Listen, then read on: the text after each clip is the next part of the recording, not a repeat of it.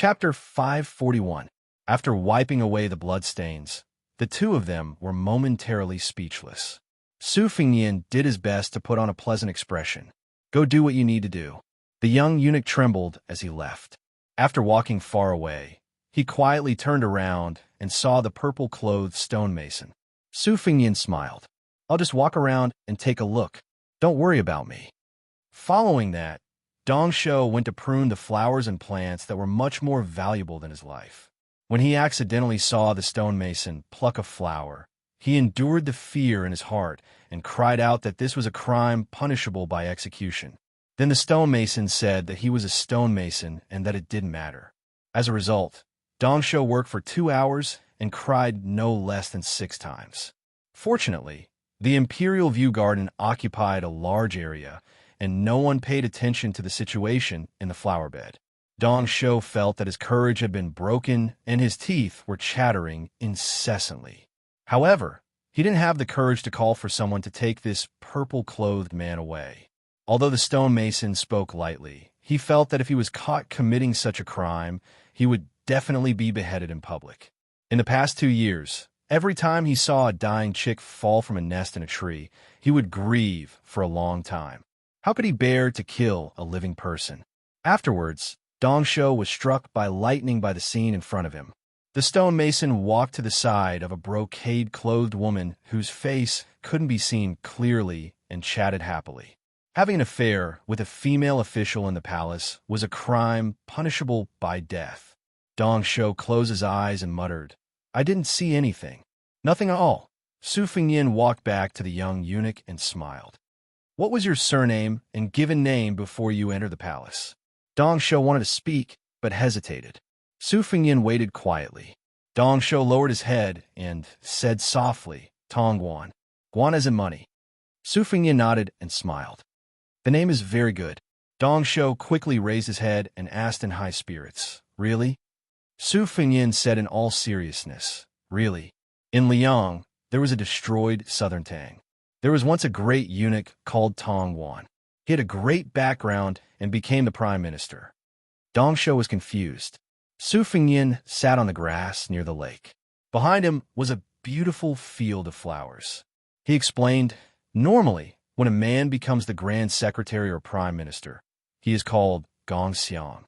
Actually, there is no such thing as superfluous. But that Tong Guan, who shares the same name as you, is too powerful. As a eunuch, he has the same authority as the prime minister. That is how the title of Gongxiang and Gongxiang came into existence. The young man secretly grinned, feeling very proud. Su Fengnian changed the topic and asked, Do you know that Duichun Mountain is the place where the Dunhuang Castellan ascended during the Double Ninth Festival? The young eunuch said blankly, I've never heard my master mention it. Su Fengnian smiled and said, In the future, when you miss home, you can go there and look outside the palace. The young eunuch blushed. Su Fengnian asked, If one day you become a great eunuch, what will you do? Dong Shou said shyly, Send a lot of money to my parents and sister outside the palace. And? To show filial piety to master. It's gone? I don't think so. Tell me the truth. Kill those eunuchs who laughed at my master. Those who bullied you? Kill them all. Skin them alive and pull out their tendons. Unknowingly, he revealed his thoughts. Remembering his master's teachings, the young eunuch was suddenly horrified and remorseful. He did not dare to say another word. Su Fengnian looked at the lake and said lightly, Don't be afraid. This is what a man should say and do. I don't have time to be apologetic with a young eunuch like you. Dong Shou lowered his head and said, Am I a man? Su Fengnian smiled and said, It's fine as long as you know it. The clouds were light and the wind was light. Sweet Potato did not disturb them. In the next few days, Su Fengnian, in addition to reading the writings and similar records about Dunhuang, would go to Yujing Garden to get some fresh air and chat with a young eunuch when he was free. Gradually, Dong Shou was no longer reserved and timid. He became more lively and lively. The two of them chatted casually. A woman's temper is directly related to the size of her breasts. If you don't believe me, think about the situation of the palace maids around you. Isn't this the truth? Oh, it seems to be true. Then which palace maid's sister do you think has the heaviest breasts? Of course it's the palace maid's sister Xianxia. Her face is very beautiful. Those Jinmu horsemen on duty can't take their eyes off her every time. Hey, I'm about the same, but it's just a thought. Well, there's also Sister Xiu who works in Chenrui Palace. Her breasts might be bigger, but she's not as beautiful as Xianxia. Then you like big ones? No, I think it's not good to have big breasts. It's better to have small breasts. They're so heavy that they'll burst their clothes. I feel tired for them. The face is still the most important thing. You're still young. You don't understand. Sir Stonemason, you know. Can you tell me? Why would a young eunuch like you know this? Sigh, are you worried? There's food and drink. What's there to worry about? I don't think about things between men and women. In fact, I know that there are palace eunuchs and palace maids who are quite pitiful. Are they as pitiful as you? Sigh. Dong Shou, you only know sigh. Hee, you're ignorant. I don't know what to say. There's nothing I can do about it. The last meeting was very short. It was at dusk. Su Fingyin said, the matter is done. We're leaving the palace. The young eunuch didn't want to cry, but he couldn't hold back. Soon, he burst into tears. Then, he asked him to wait for a while. He ran away in a hurry. When he came back, he handed Su Fingyin a money bag and begged him to give it to his family outside the palace. Su Fingyin asked, aren't you afraid that I'll be greedy? The young eunuch shook his head and said, I know that Sir Stonemason isn't such a person. Su Fingyin threw the money bag back and smashed it on his face. He scolded, what do you know? What if it's embezzled or forgotten by me? Can your family starve for a month? Dong Shou picked up the money bag. He felt wronged and at a loss. He began to sob again. Su Fingyin touched his head and said softly, in the future, don't trust anyone so easily. However, once you've set your mind on something, you have to do it well. Give me the money bag. I promise I'll deliver it to you. Dong Shou wiped his tears and handed over the money bag with a happy smile. Su Fingyin turned to leave. After thinking for a while, he turned around and ordered, go break a flower branch and bring it over. The young eunuch was conflicted. In the end, he gathered his courage and went to break a branch. Su Fingyin squatted on the ground and wrote 2 words on the ground with the branch. He raised his head. Dong Shou's voice trembled with excitement. He asked carefully, Tong Wan. After Su Fingyin got up, he broke the flower branch section by section and threw it into the lake. He rubbed the young eunuch's head with all his strength. The young eunuch cried and laughed. Su Fingyin walked straight away. When he turned the corner, he saw Sweet Potato standing gracefully. Sweet Potato asked softly, should I arrange a stable yamen for the little guy, or throw him into a pot of oil and fry him? Su Fingyin shook his head and said, there's no rush. Let's wait for another 2 years. If his temperament hasn't changed, we'll find someone to teach him how to read, and then send him to the sutra depository. He'll read the secret manuals freely. Don't try too hard and spoil his growth. What happens next will depend on his own luck. Sweet Potato nodded. By the lake, the young eunuch picked up some branches near the lake and stuffed them into his sleeve. He was about to throw them into the bottomless and narrow holes on Mount Duachuan. He returned to the 2 words Tong Wan and squatted down to look at it again and again. He memorized it in his mind. When he was about to wipe it away, he still couldn't bear to do so. After thinking for a while, he took out a thorny branch and deeply carved 2 small words on his palm. He squatted there in a daze.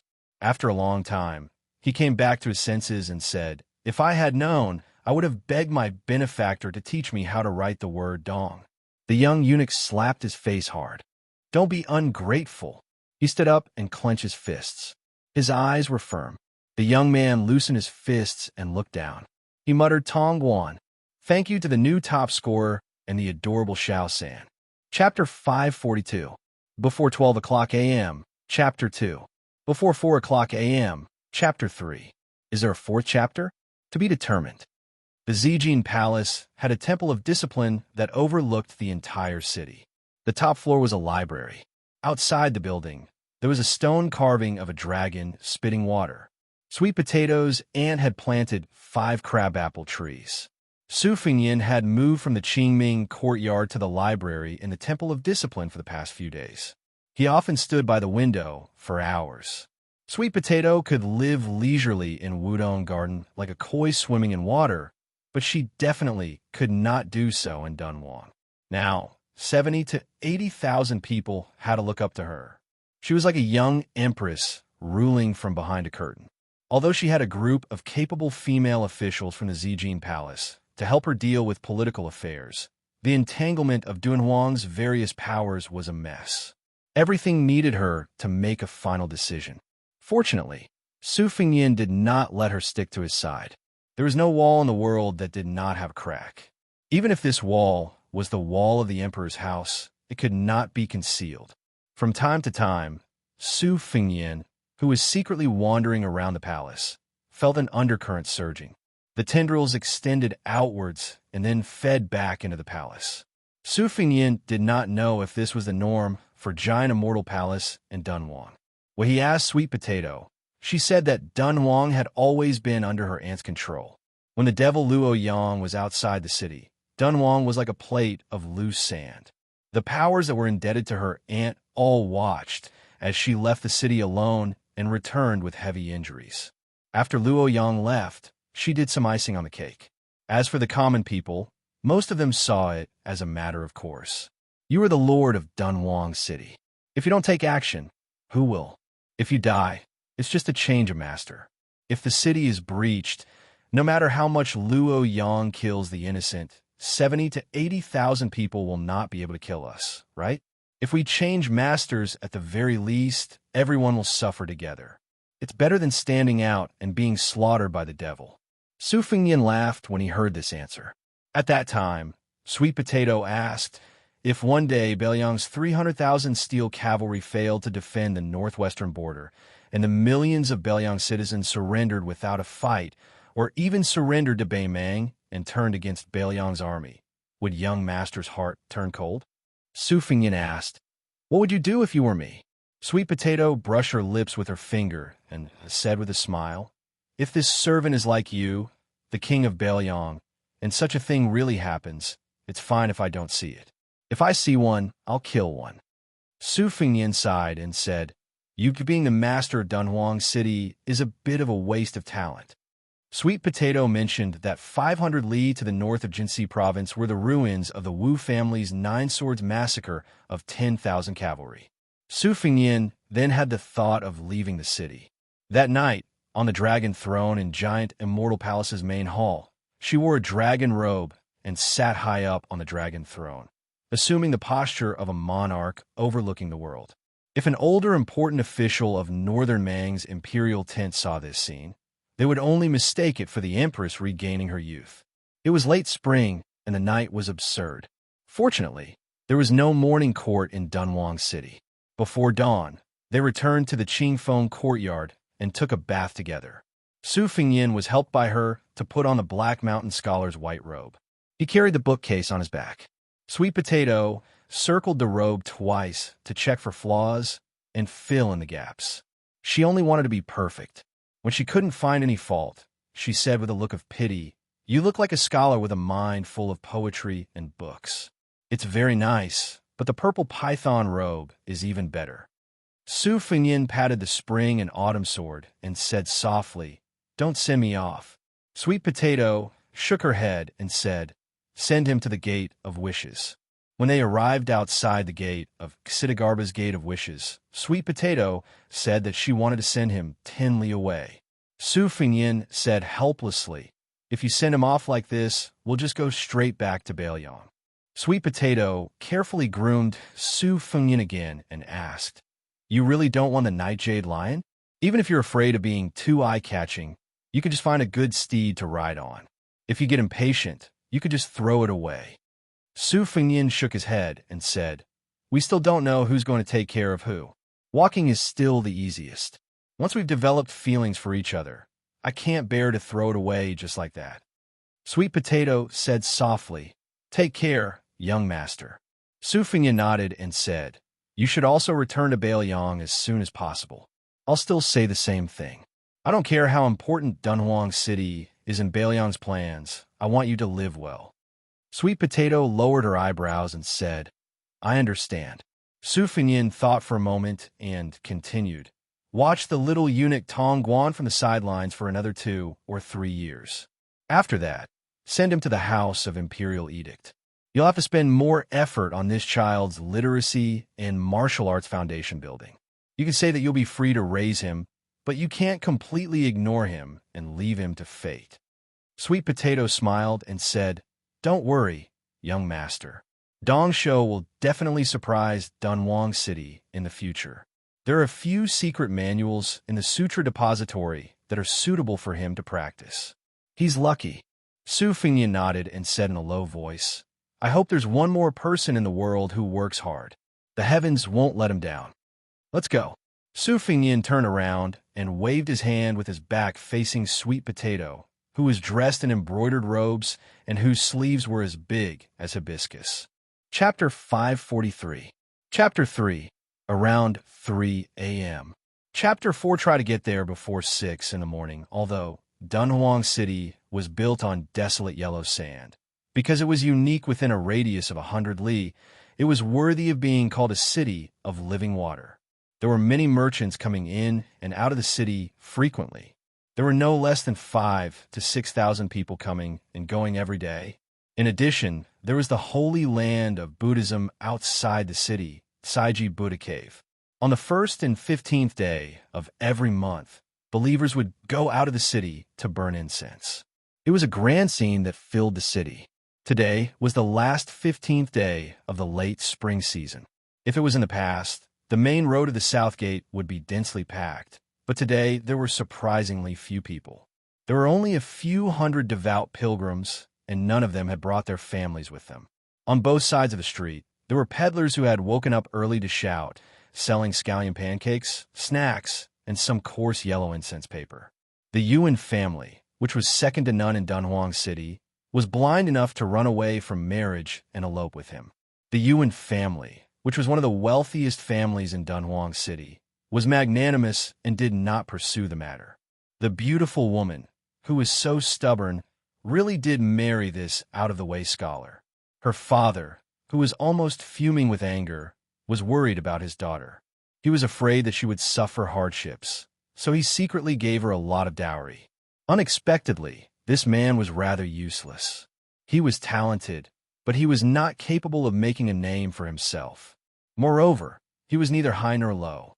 The big restaurant was turned into a wine shop, and in the end, it became a small wine shop. The woman was disheartened. Finally, the onlookers felt very satisfied and left him. She remarried to the Duanmu family, who was well-matched in social status. The husband and wife were very happy. That young master Duanmu, who had a beautiful woman in his arms, even came to the wine shop to drink. He did not bring any servants or maids with him. He was gentle and refined, showing the elegance of a scholar. It was said that he only said a few words of courtesy, saying that he had heard the wine shop man's poetry before and was very impressed by him. The woman was disheartened. Finally, the onlookers felt very satisfied and left him. She remarried to the Duanmu family, who was well-matched in social status. The husband and wife were very happy. That young master Duanmu, who was sitting on a beautiful woman, even came to the wine shop to drink. He did not bring any servants or maids with him. He was gentle and refined, showing the elegance of a scholar. It was said that he only said a few words of courtesy, saying that he had heard the wine shop man's poetry before and was very impressed. The woman was disheartened. Finally, the onlookers felt very satisfied and left him. She remarried to the Duanmu family, who was well-matched in social status. Later on, the woman would occasionally burn incense and enter the city of Dunhuang, but she would always ride a splendid carriage with 4 golden horses. Busybodies had never seen her lift the curtain to look at her former lover, who was in dire straits. Presumably, she was really heartbroken. The man who came here to freeload the food stepped on a chair, finished a bowl of porridge, and then handed another bowl over. Everyone says that people who eat other people's mouths are soft, but this guy casually lectured him. Supu, it's not that I want to criticize you, but if you sold incense here, you would have made a lot of money already. Hey, when the time comes, I'll go burn incense and pray to Buddha, and I'll get a lot of money. When Bodhisattva sees my sincerity, I guarantee that all my wishes will come true. When I'm rich, won't it be easier for me to support you?" The middle-aged man, with a tranquil expression, took the big white bowl and filled a bowl of porridge for this one of his few friends. He shook his head and said, "3 incense sticks are enough. To worship Buddha, Dharma, and Buddhist monks, the amount of incense doesn't matter." The sloppy man who took the white bowl glared at him and said, "You're so inflexible and reasonable. Your wife left because she was angry at you. Look at you. You have a silly woman who doesn't want rouge, face powder, and exotic delicacies, but is willing to suffer with you in the cold, in the sun, and in the cold together with you. You don't know how to cherish her, and you don't know how to make progress. You deserve to be laughed at and poked at behind your back." The man took a stool and sat at the door. He looked at the slightly deserted street and frowned. The sturdy man behind him was still nagging. "If it weren't for the fact that my father received your prescription to save his life, he wouldn't be willing to suffer with you. You say, since you know some medical skills, it's good to be a half-baked doctor under the guise of practicing medicine to help the world. There's a shortage of doctors in Dunhuang, and a lot of people are willing to be cheated, as long as you don't treat people to death. Hey, I'm talking to you, Supu. In any case, you should at least say a few words." "Fine, I don't have anything to say to a taciturn person like you. Let's go. I'll take care of those wild ducks I hunted." Fairweather friends were particular about not exposing scars and not slapping faces. More icing on the cake, less providing charcoal in snowy weather. It could be seen that this person was either heartless or really treated the shabby wine shop owner as a friend. The middle-aged man suddenly asked, "Why are there so few people going out of the city to burn incense today?" "Let me tell you, the giant Immortal Palace is restless today. After the battle with the great demon Luo Yang, the old city lord has already passed away and ascended to immortality. This is a fact that even a 3-year-old child knows. Now it's obvious that there's a rebellion. I'm afraid only that little girl doesn't know about it. There's news that the 500 golden guards in the Mao family's hands outside the city are about to kill their way into the city and go straight to the purple gold palace to drag that little girl down from the dragon throne. I think there's an 80 to 90% chance that this matter will succeed. A little girl in her 20s is the city lord of Dunhuang. If word gets out, it's a disgrace." The man asked, "Aren't there 500 golden guards stationed outside the city?" The hunter was unwilling to answer this kind of childish question. He really couldn't hold back his words. So he said, "Do you think those Mao family, Duamu Yuan, and the other clans are all blockheads?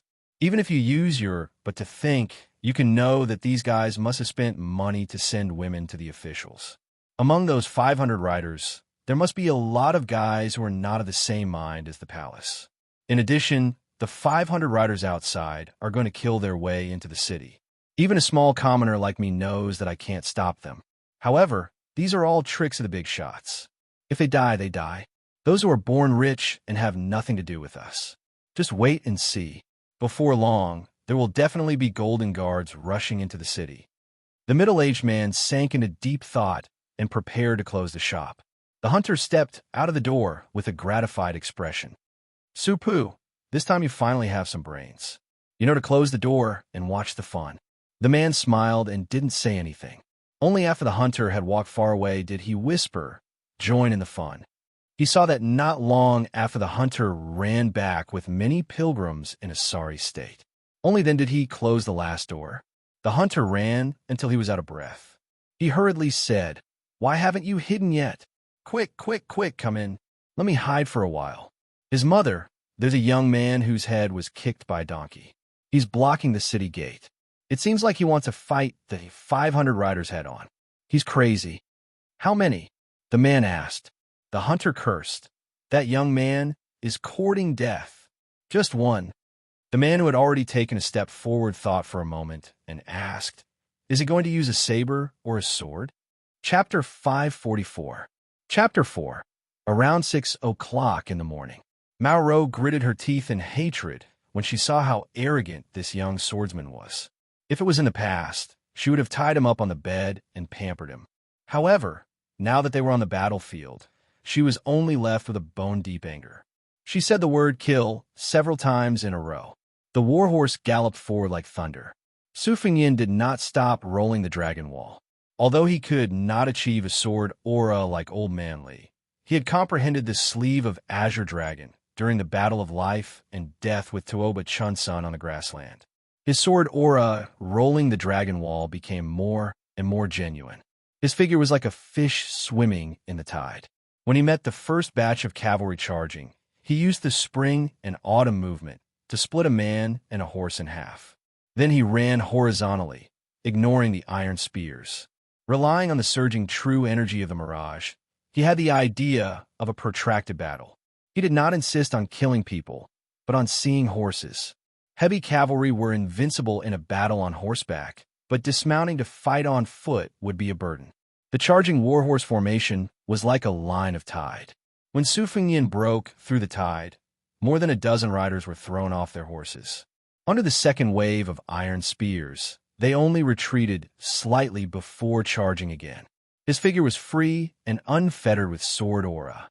It was like the calligraphy of a painting master. Mao Ro, who was sitting high up with a spear, was gnashing her teeth. It seemed that in just a few blinks of an eye, the Mao family had invested so much effort and enough gold and silver to form a small mountain. Almost 20 people had died. Once they fell off their horses, their heads would be cut off by the scholarly swordsman's sword aura, or their armor would be torn apart by his sword aura. They would die without a complete corpse. It was as if her muscles were being cut off. She really wanted to stomp on that handsome little bastard's crotch and ask, "Do you know that it's easy for this old lady to raise these armored cavalry as if they're my own sons? Is it easy?" Mao Ro quickly calmed down. Let alone killing one person with 500 cavalrymen. Even if 300 cavalrymen went up against a first-stage Vajra realm martial artist, the latter would most likely be exhausted to death. However, there was an important prerequisite for this. After 100 or 200 people died, the formation wouldn't be messed up and their courage wouldn't be shattered. They wouldn't be defeated and scattered. Mao Ro had a lot of confidence in this point. These 500 cavalrymen of the Jinwu Guards were equivalent to Mao's personal guards. She had trained them for 1,000 days and attached great importance to actual combat and reward and punishment. She often took them out to kill bandits and horse thieves. Against the former, light cavalry and light cavalry. The latter, heavy cavalry and light cavalry, mixed together to kill. Every time they returned from a successful mission, not to mention wine and meat, as long as they dared to fight with their lives on the line, Mao Ro had the courage to spend money to invite those courtesans from the brothels in Dunhuang to the barracks and reward them. Frustrated, Mao Ro let out a long breath and said viciously, "You little swordsman, after you die, I will stomp your body into meat paste with my iron hooves." Mao Ro shouted, "Don't give him a chance to breathe. Use the horse to ram him to death. Whoever stabs him first, I will reward him with all the courtesans in the city and let him play with them for 3 days and 3 nights until all 3 of your legs go soft. Whoever stabs him to death first, I will personally go into battle and give that lucky bastard a blowjob." The eyes of the Jinwu guards were bloodshot. Su Fengyin was expressionless. He controlled his sword with one hand to take the head and the other hand to kill the enemy at close range. Mao Ro looked at the soul-stirring one-sided slaughter on the battlefield and sneered, "Pull back 30 steps and throw your spears. Pick them up and come back later." The semicircular cavalry formation tangled with Su Fengyin immediately retreated. The second wave of cavalry threw out their spears in an instant. These spears were not as easy to deflect as arrows from 100 steps away. To be able to become a heavy cavalry, one's physical strength was not ordinary. Thus, every shot could be said to be powerful and heavy. Su Fengyin did not stop moving his sword and cut into the enemy's formation. He held 2 spears that brushed past his shoulders and spun them in his hands. The 2 spears were like mirror-like round shields, deflecting all the spears that came close to him. After a wave of throwing, Su Fengyin held his spear and threw it back with both hands. Immediately, 2 cavalry soldiers fell off their horses. Their armor was penetrating. Mao Ro was shocked. At this point, she was actually starting to feel numb. She ordered coldly, "Surround him." This vicious and merciless female general sneered in a low voice, "I don't believe you can do what the Wu family did 200 years ago." How can one person create a sword formation? Mao Ro glanced at the 5 cavalry captains beside her and tilted her chin. The 5 cavalrymen began to quietly charge forward with their spears. 60 cavalrymen in a circle tried their best to avoid the terrifying flying sword. Then, they threw their spears at the same time from 30 steps away. Su Fengnian's hands formed a circle. Unexpectedly, the spears rotated with it. His left hand brushed past, and 60 spears shot out in the opposite direction. Although these heavy cavalrymen were slower than the light cavalrymen when they were stationary, they were not straw mats. Apart from a dozen or so large arrows that were too tricky and pierced the cavalrymen to death, the rest were only scratched or deflected. However, the innermost layer of the circle began to show signs of breaking. In an instant, 6 cavalry captains who had reached the top of the Golden Guards rushed out from the gap and threw their spears at the same time. One of them had half his face cut off by the spring and autumn flying sword and fell off his horse. The second horse still fiercely rammed into the terrifying swordsman's chest. Unexpectedly, the swordsman only slid back a few steps and stopped his body. Fortunately, one of the cavalrymen rammed into him from the side and sent him flying. Another officer seized this rare opportunity and chopped down with his saber. Finally, there was blood. This group of Golden Guards who had been fighting until now almost had tears of joy in their eyes. The valiant officer who had chopped down the scholarly swordsman's shoulder felt his heartburn. Just as he was about to push all his energy into his saber and cut off the young swordsman's arm, he saw a pair of emotionless feminine eyes. In the next moment, his saber was knocked away and he was pulled off his horse. His neck was twisted with both hands. Su Fengnian threw down the bloody head and body. The corner of his mouth twitched. Mao Ro said in a deep voice, "Officer Tang Kong died in battle. The compensation is 50 taels of gold. His son is allowed to enter the Mao family's private school to study. After he turns 20, he will immediately enter the Golden Guards and take up the position of officer." The Mao family's promise. This was a golden signboard that was heavier than gold and silver. This was also the foundation that allowed the Mao family to maintain a high position of power in Dunhuang City. The morale of the army was once again raised. Su Fengnian held the spring and autumn sword and began to run in a straight line toward the Mao family woman who gave the order. The half-formed golden thread and the perfected morning dew finally came out of the sword pouch. Wherever they went, beads of blood bloomed from the necks of the cavalrymen on both sides. Mao Ro narrowed her eyes. This time, she did not retreat. Chapter 545. Chapter 4. Sweet Potato, who was standing outside the palace gate, had her clothes fluttering in the wind. Her eyes were wet and red, and her fingers were like hooks. She seemed to have turned into a demon. Even when her aunt died, she wasn't like this. A middle-aged man carrying a familiar book box appeared out of nowhere and shook his head at her. Sweet Potato's clothes gradually stopped moving. On the battlefield, everyone saw the man in red smile and then said, "Don't worry, I didn't kill all 500 Jimu guards. I only killed 200 cavalry." After killing Mao Ro, the 300 cavalry ran away. Just by killing 200 cavalrymen. Inside the carriage, Mao Rui's old heart was about to burst. The 500 Jinwu guards outside the city were the blood, sweat, and tears of the Mao family for several generations. After Mao Ro took control of the army, she stood her ground against the objections of the masses and decided that the light cavalry should be heavy cavalry. The calculations, sacrifices, and price involved in this decision were not something that could be explained in a few words. "You, who had suffered 1,000 cuts, told this old man that you killed 200 cavalry."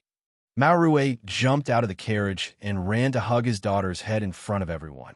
He didn't care about his face and sat on the ground and cried. Although Mao Ro was still a step away from the second-level master realm, everyone knew that it was 100 times harder for a woman to reach the second level than a man. However, as long as one stepped into the second-level threshold, the speed at which one climbed up the martial path was often shocking. Moreover, Mao Ro was the backbone of the Mao family for the next 30 years. Her death was no less painful than losing 200 cavalry, or even more painful. A family, if they wanted to continue their good fortune, they still had to rely on 1 or 2 children who could stand up and support the family. How could Mao Rui, who had to send off his children, not be heartbroken? During this time, there were a few strange and playful looks from people like Lu Wu who knew the dirty inside story of Dunhuang. Mao Rui was addicted to sex and didn't care about sex. He was mocked as a fish in a book about sex. Mao Rui was over 30 years old and still hadn't married. It seemed like the father and daughter were having an affair.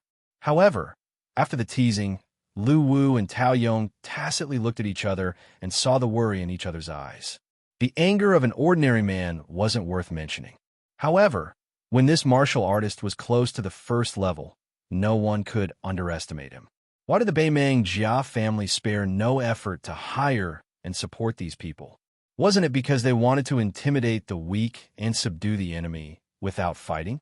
For a lunatic like this who was willing to fight against 500 cavalrymen for a woman, Lu Wu believed that he would be willing to give away both his wife and concubines, as long as that blood-stained young man took a liking to them. Those Wulian, uncultured people who were attracted by gold and silver were already scared out of their wits. They couldn't be compared to those clans who had formed a group and wandered the Jianghu alone. If they died, they would die in vain. No one would collect their bodies. Their weapons, banknotes, and secret manuals would all be plundered. This time, they entered the city to fight for riches and honor under the premise that victory was in the bag, not to be a sacrificial lamb and throw away their lives. For a moment, the 70 to 80 people who were left after fighting with the Jinwu guards became restless, thinking of retreating. Some people who were friends with each other were on guard against unfamiliar faces. They began to whisper to each other, calculating the pros and cons. Lu Wu had the demeanor of a great general. He urged his horse to rush out and asked, "Who are you?" Su Fengnian only looked at the old man who was howling in grief and said flatly, "Your name is Mao Rui. I know you." The fierce bow-bearing General Tao Yong suddenly shouted, "Careful!" At the same time, he knocked his bow and shot an arrow toward Mao Rui's head under everyone's watchful eyes. Some sharp-eyed bystanders thought that Tao Yong had lost his mind or wanted to hit someone while they were down.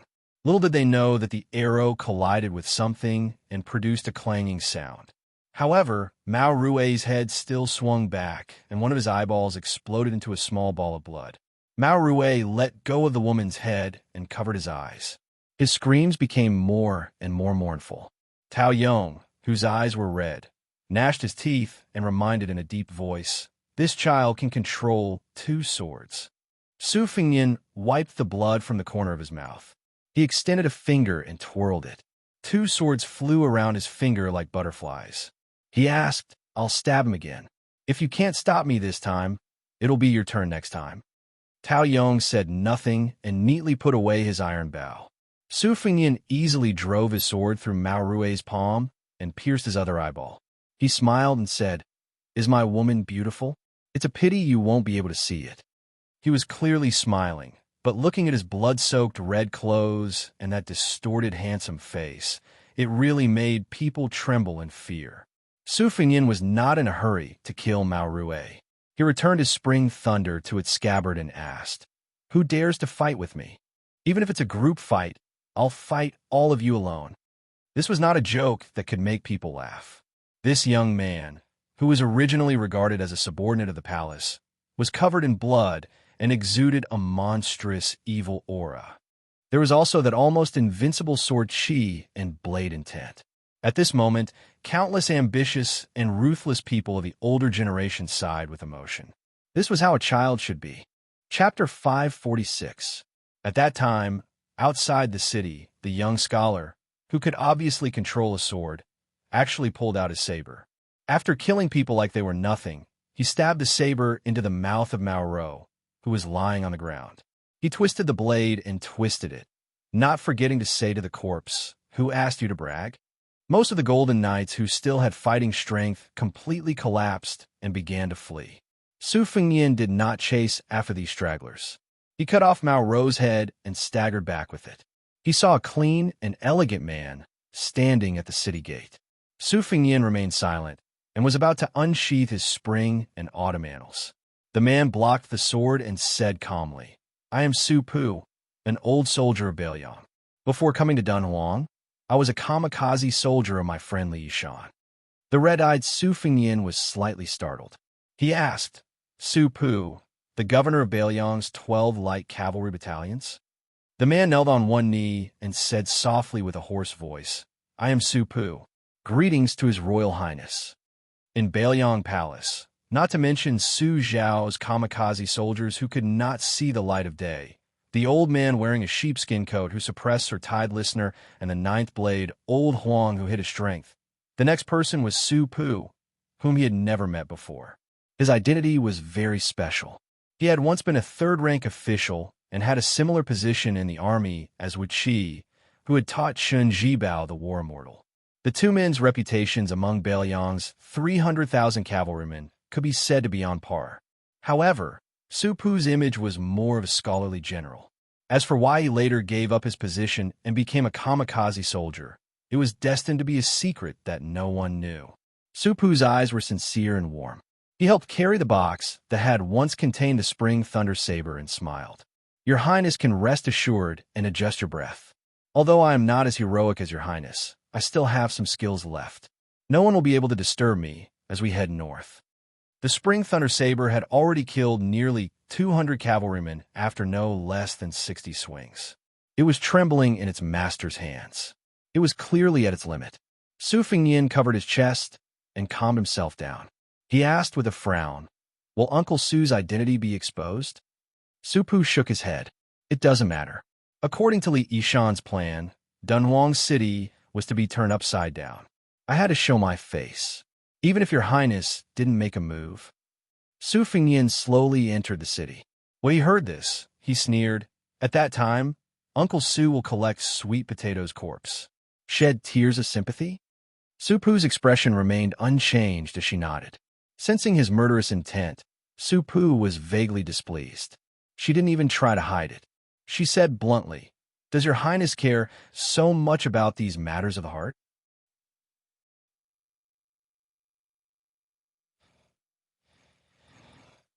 Su Pu did not speak. After a long silence, they could see the eaves of the roof of the giant immortal palace. Su Fengnian seemed to be talking to himself. If I cannot protect a woman today, even if I become king of Bailiang in the future and take over 300,000 cavalrymen, what do you think I can protect? Su Pu laughed. 20 years. The anger that had accumulated in his heart for 20 years was swept away. He laughed until tears came out. Su Fengnian turned to look in puzzlement. Su Pu put away his expression and finally showed respect from the bottom of his heart. He said with a smile, In the past, Li Yishan and Zhao Chongling had a dispute. Li Yishan said you could be king of Bailiang. Zhao Chongling did not agree and said Shun Jibao was enough. There is no harm in having a different surname to hold the banner. Su Fengnian's lips jerked. It was difficult for him to squeeze out a smile. If not for the fact that he did not dare to waste the 2 Diana golden pill he had taken into his stomach and kept most of its essence in his Shuquan point, it was hard to say if he would have died in this battle. He asked curiously, Then what does Uncle Su think? Su Pu narrowed his eyes and looked into the city. He said softly, In Su Pu's view, if your Highness chose to stand at the city gates, the chances of victory were 50-50. But after entering the city, Li Yishan won against Zhao Chongling. Su Pu suddenly said, Li Yishan said that Wuxia would not rely on your Highness because of family ties. Did your Highness see him when he rushed to Beimeng? Su Fengnian's expression was dark. Maybe I did not see him, but he saw me. At this time, the scene was so silent one could hear a pin drop. No one dared to accept the challenge. At some unknown time, the Mao family and many other factions that had tried to attack Giant Immortal Palace were surrounded by other factions and had their paths of retreat blocked. Other than the Imperial Mending Platform that was still calm, the Yuan family, the Duanmu family, and others stopped watching. They moved out in full force. The mantis stalked the cicada, unaware of the oriole behind. What marriage, what many years of friendship, what was cold without the lips, what was more practical than eliminating the power that these traitors would bring? Su Fengnian looked at the boorish man of the Jianghu and sneered. You want silver? How much the Mao family gives you, Giant Immortal Palace will give you double. How about it? Su Pu smiled as he put down the bookcase, and started to kill people.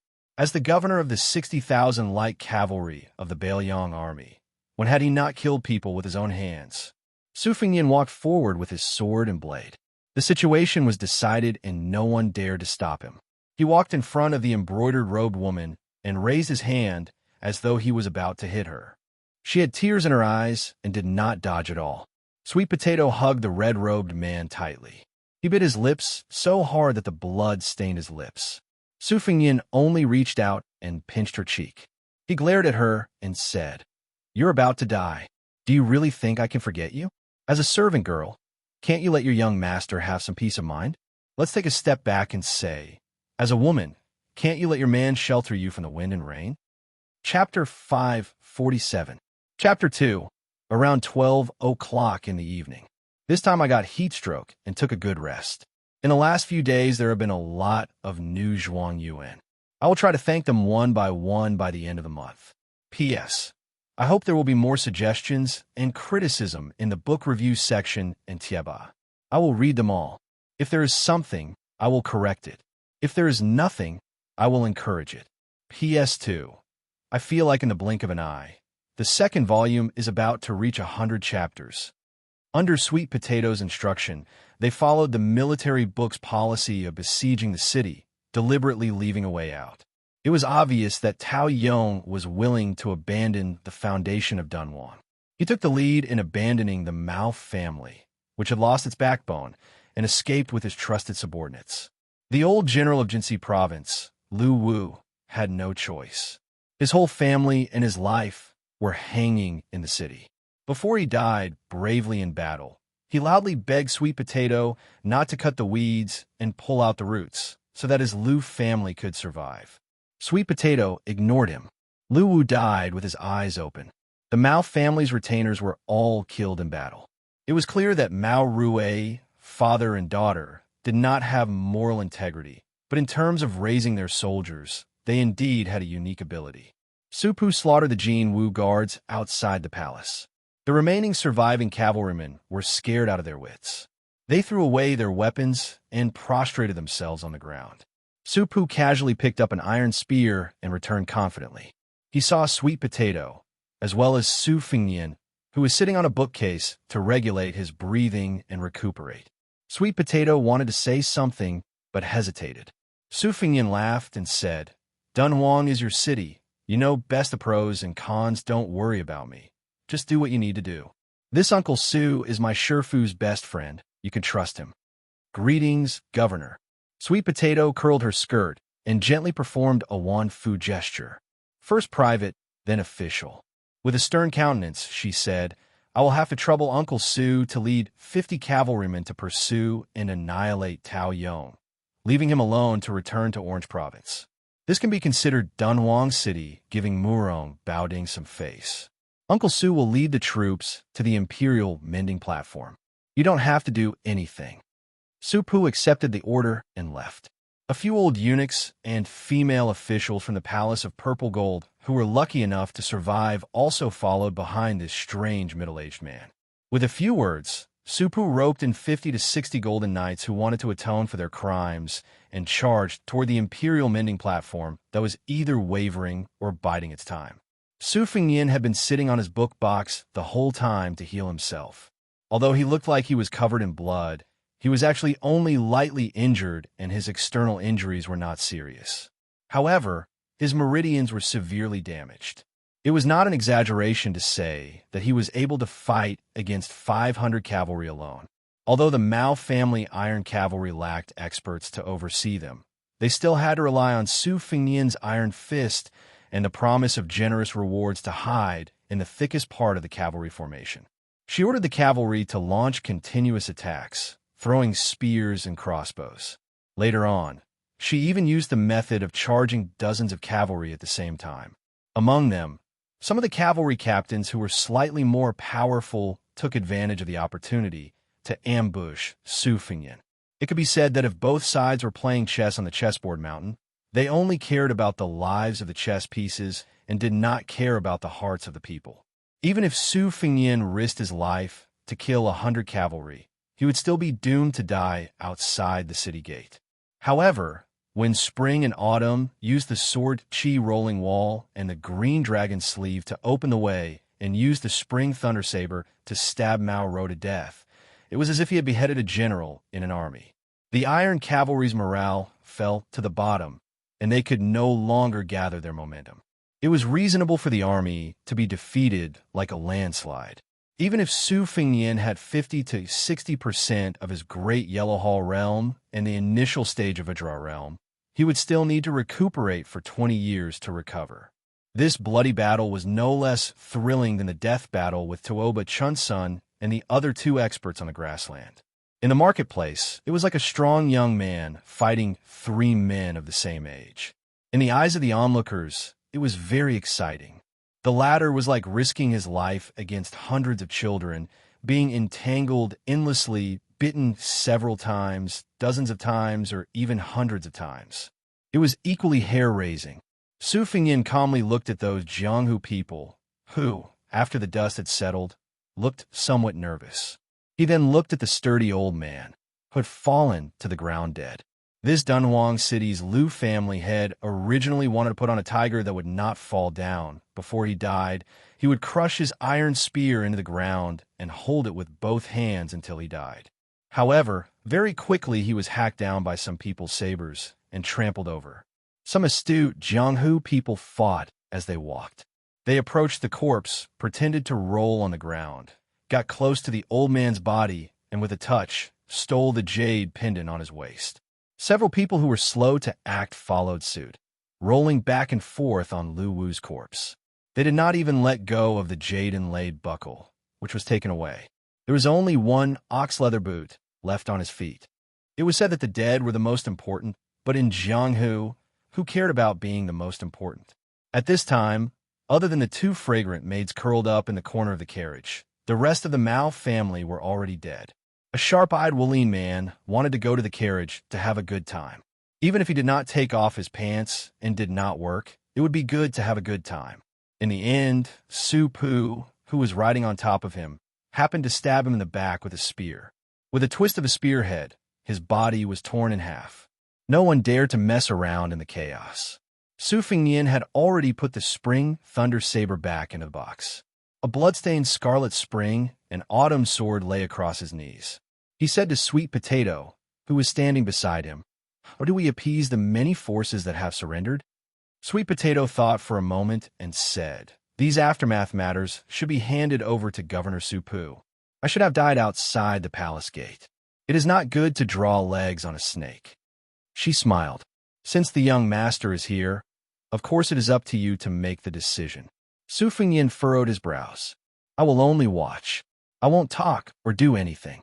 But first you have to arrange a passable identity for me. Right? Even you know Su Pu. Will anyone recognize him as the former governor of the 12th Light Cavalry Battalion of the Bailiang Army?" Chapter 548. Sweet Potato shook her head and said, "No. This servant knows Su Pu because Imperial Tutor Li Yishan mentioned the governor when he was teaching the brocade pouch at Tide Listening Pavilion. Moreover, the transmission of information between Liang and Meng was too expensive. It was all exchanged with human lives. Secret agents and spies had to be carefully selected. It was impossible for them to take care of everything, no matter how big or small. It was also impossible for them to have the ability to investigate an old general of northern Liang who had not shown his face for 20 years. Our Bailiang can be said to be the place that pays the most attention to infiltration and counter-infiltration of the two dynasties. From what this servant knows, Bailiang has a secret organization. Other than targeting Great Peace City and the vassals, it spares no effort on the Beimang imperial tent and the capital of the southern dynasties. All of this is handled by Master's Master. It is watertight." Su Fengnian said self-deprecatingly, "Benevolent people do not join the army. Benevolent people do not command soldiers. I think that while Su Pu's impression of me has changed, it is probably not much better." Sweet Potato said sadly, "It is all this servant's fault." Su Fengnian said with a smile, "You are really wrong this time. If not for you, I insisted on being a hero and returning to the city. Su Pu may not have knelt and called me His Royal Highness." At most, he would have called me uncle and nephew. You do not know, these famous generals from the spring and autumn period are all arrogant and untamed. They value military merit far more than relationships. Su Pu is a rare exception. Like that strategist Zhao Chongling, who is called the right hand of my master, they all say that 3 years old can tell one's age. But before I was born, Su Xiao did not have an heir. He predicted that the Bailiang army would only be safe in the hands of Chen Jibao. He died 20 miles outside the West Shu imperial city, lying on a sickbed. He did not talk about how to avenge his family, but pulled Su Zhao's hand and said that he had to remove the word righteous from Chen Jibao's identity as his adopted son so that he could die in peace. Sweet Potato did not dare to ask further. Su Fingyin stood up and put the spring and autumn back into its sheath on his back. He spat out a mouthful of scarlet and golden qi and said with a smile, "It's a blessing in disguise." I absorbed 2 Diana golden elixirs outside the city and opened another aperture. Also, do you know that this newly forged sword can become a flying sword by itself if it drinks more than 1,000 blood? Sweet Potato blinked and said, "Then can I borrow your servant to kill another 700 to 800 people?" Su Fingyin reached out and flicked her forehead. He laughed angrily and said, "Do you think that this sword, which has the potential to be one of the top 3 swords in the world, is an idiot? You have to be of the same mind. When it comes to raising a sword, you can't be careless, and there's no shortcut." Su Fingyin looked at the river of blood outside the palace and sighed. He silently scolded himself for being soft-hearted, hypocritical, and pretending to be obedient after receiving benefits.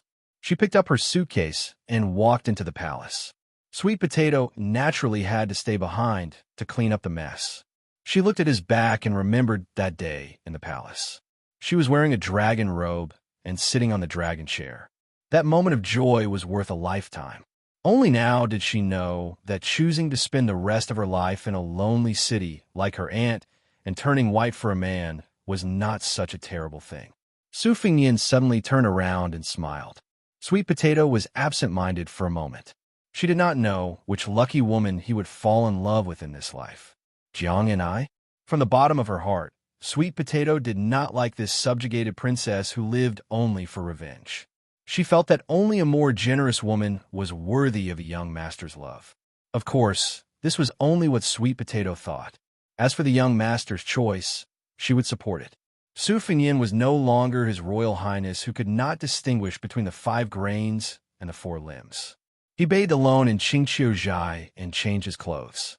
After changing into a clean set of clothes, he felt refreshed. The situation in Dunhuang had been settled.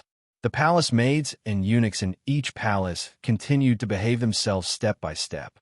To them, the turbulent situation outside the palace was nothing more than the rise and fall of a new emperor.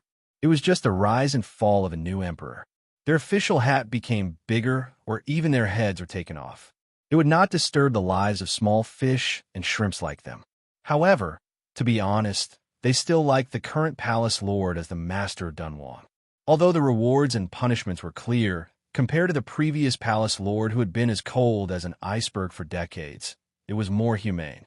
Su Fingyin sat on a stone bench in the courtyard.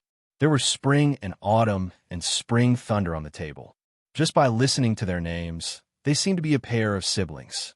Su Fingyin did not wait for the expected Sweet Potato. Instead, he was unexpectedly visited alone by Su Pu. Su Pu also did not need to kneel to make her position clear. When she saw Su Fingyin waving his hand to signal her, she calmly sat down and said, "According to Li Yishan's arrangement, the visiting forces will be treated differently. The deep-rooted local parties in the city will be eradicated. None will be left alive. For those who have infiltrated Dunhuang from outside the city in the past 10 years, such as the 2 trusted aides of Juzi Province and Jinshi Province, after the old forces have been emptied and leveled, they will continue to arrange for people to fill in. Moreover, New Dunhuang City will take the initiative to express goodwill. Not only will it give them a way out, it will also set up a ladder to let them annex some of the Mao and Liu families' territories. In this way, they will have a fat bait to slowly nibble away at. It is guaranteed that they will live in peace for 5 years. Su Fingyin nodded and curiously asked, What is the attitude of the Imperial Mending Platform? When she was not killing people, Su Pu, who was exceptionally refined like a down and out scholar, laughed softly and said, "Not declaring their position is the best attitude. New Dunhuang City is happy to share a cup of the soup with them." Su Fingyan asked, "Which forces are actually Bailiang's secret chess pieces?" Without the slightest hesitation, Su Pu said, "The Yuan and Duanmu families were single-handedly supported by Li Yishan. However, I am afraid that even within these two families, only 4 or 5 people know the truth. The rest of the forces are all acting because of the matter, because of the benefits. They are not worth mentioning." With a wry smile, Su Fingyan said, "By making such a scene, won't I create unnecessary problems for Shifu?" Su Pu smiled sincerely and said, "Li Yishan himself often says that it is because of the will of the people that he made the chess pieces outside the chessboard. From this, one can see the true strength of a national chess player. His Royal Highness need not worry. This general believes that Li Yishan will be happy to see this happen. To be able to make a chess game even more lively, it can be seen that His Highness has truly entered the game and exerted his strength. This is a good thing." Su Fingyan said with interest, "Uncle Su is also proficient in chess." Su Pu hurriedly waved her hand and said, "After interacting with Li Yishan for so long, he only knows how to talk about grand principles. If we were to really play a game, he would be an unbearably vulgar and terrible chess player. He would never be able to win against His Highness. Your Highness, please don't force me." Su Fingyan laughed and said, "I think he is still a bit better than Su Xiao." One respectfully addressed His Royal Highness, while the other warmly addressed him as Uncle Su. Was it because they were incongruous? Suddenly, the bitter rain of late spring poured down. Su Fingyan and Su Pu walked into the temple together. Su Fingyan said, "When the devil Luo Yang enters the city, that will be the real calamity for Dunhuang City." Su Pu nodded his head. Even this light cavalry governor was a little worried. Su Fingyan said in self-mockery, "Don't jinx it." Inside and outside the city, the rain was pouring down. A man in white clothes went past the Kaji Buddha cave and slowly walked toward the city of Dunhuang. The heavy rain during the day was like a black curtain. The man's white clothes were particularly conspicuous. The raindrops evaporated about 1 zhang away from his head. Some of the fleeing Mao family's Jin Wu cavalry saw this handsome bodhisattva on the road. Their hearts were filled with evil intentions, but they didn't even have time to make a sound before they were chopped into 8 pieces in the heavy rain. Chapter 549. There were several plump banana trees planted in the courtyard. The sound of the raindrops hitting the banana leaves was crisp and clear. Su Fingyan and Su Pu, who had met in a foreign land, took 2 stools and sat at the door. Su Fingyan suddenly smiled and saw Su Pu's puzzled gaze. He blushed with shame and said, "Uncle Su should also know that I used to spend money to buy poems. I remember once I spent around 200 to 300 taels of silver to buy a 7-word quatrain. There was a line in it, 'The rain beats the banana leaves, the voice is bitter.' At that time, I felt that it was quite interesting and took it to second sister to present it as a treasure. Unexpectedly, I was scolded badly and said that it was a groundless moan. I came up with an idea on the spur of the moment and changed it to 'The rain beats the banana leaves, the voice is heavy.' Second sister was still not satisfied with it. I was angry and broke the pot, saying that 'the rain beats the banana leaves, the voice is bitter.' I asked her how the poem was. Haha, I didn't expect that after second sister beat me up, she would open her mouth and say that it was not bad." Su Pu did not understand the essence of the 3 layers of the word pa pa pa pa at first, so she was somewhat puzzled. After a while, she smiled and squinted at the gloomy curtain of rain. She softly said, "It's not bad." Su Fingyan was about to speak when Sweet Potato walked into the courtyard with a satin-embroidered umbrella. She closed the umbrella and stood upside down at the door. Su Fingyan remembered his mother's teachings when he was young. The umbrella should not be placed upside down, so he turned the small umbrella upside down. Sweet Potato smiled and said in a gentle voice, "It's more or less settled. Although it can't be said that everyone is happy, the general direction has been settled. The minor details will be left to them to discuss in private when they return to the mansion. In any case, There are only a few pieces of meat on the chopping board. After all, it's just a matter of whose bowl it will land in. This servant guesses that it will be necessary to rely on the marriage of women of suitable age in the family. Only when everyone becomes in-laws will they be relieved. These 2 days, there will be a few white matters and a few red matters. Everyone will be busy. Supu dismissed it with a smile. Su Fingyin looked at the sky and asked, "Do you want to go out for a walk?" Supu smiled and said, "That's a good idea. If you're tired, you can rest at this general's place. There's also a few bottles of green ant wine that you can't bear to drink. Warm it up and down. It'll drive away the cold." Sweet Potato looked worried. Su Fingyin smiled helplessly and said, "Do you really think I'm a clay bodhisattva or a paper tiger so delicate that I can't bear to see rain?" Hearing this, Sweet Potato no longer insisted on his opinion. The 3 of them walked out of Xianxia with their umbrellas swaying in the wind, and out of the giant Immortal Palace that had returned to its former tranquility. Supu's wine shop was on the main road of the main city, so they could walk straight there. The heavy rain washed away the blood and conspiracies. However, the city was much stricter than usual. There were already several cases where the remnants of the rebellion, escorted by their loyal servants, disguised themselves and tried to escape the city. However, the Jinwu guards and Jianghu people who were temporarily stationed at the 3 city gates saw through their identities and killed them on the spot. As for whether there were any fish that escaped the net, only heaven knows.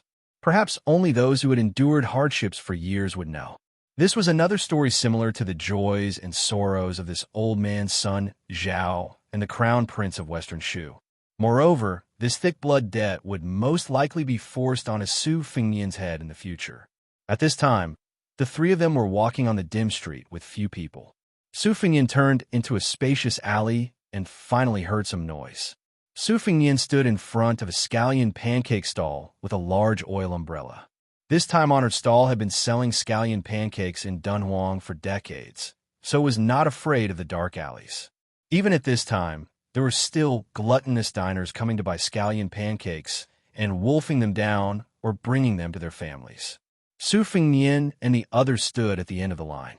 During this time, there were also some commoners who came. Some of them knew Su Pu, who had been selling wine for some years.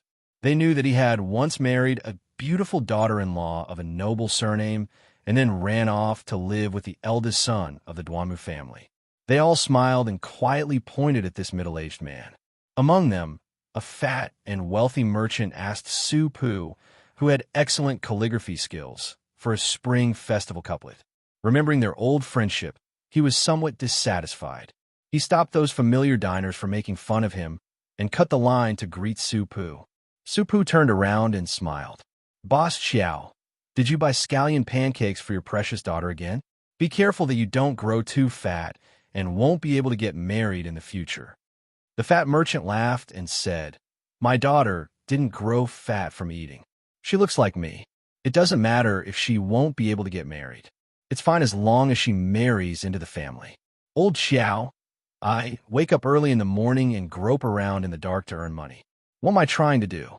Isn't it because I want my children's lives to be a bit more relaxed? That's right, Brother Su. I've purchased a new house in the eastern part of the city. When I get back, I'll need a few couplets from you. Can you help me write some bolder couplets?" Supu nodded and said, "That's not a problem. Remember to come and drink often. Without Big Boss Chiao's support, the wine shop won't be able to continue." The Chiao family member patted Su Pu's shoulder and said straightforwardly, "That's not a problem. It just so happens that we're having a housewarming celebration. Originally, I wanted to go over to your place to discuss it. I'll buy all the wine from your shop. Is it good? But let's make it clear, you have to give me, Old Xiao, an affordable price." Supu nodded and said with a smile, "Boss Xiao is an expert. If I dare to sell it at a high price, I won't be able to do business in Dunhuang City in the future."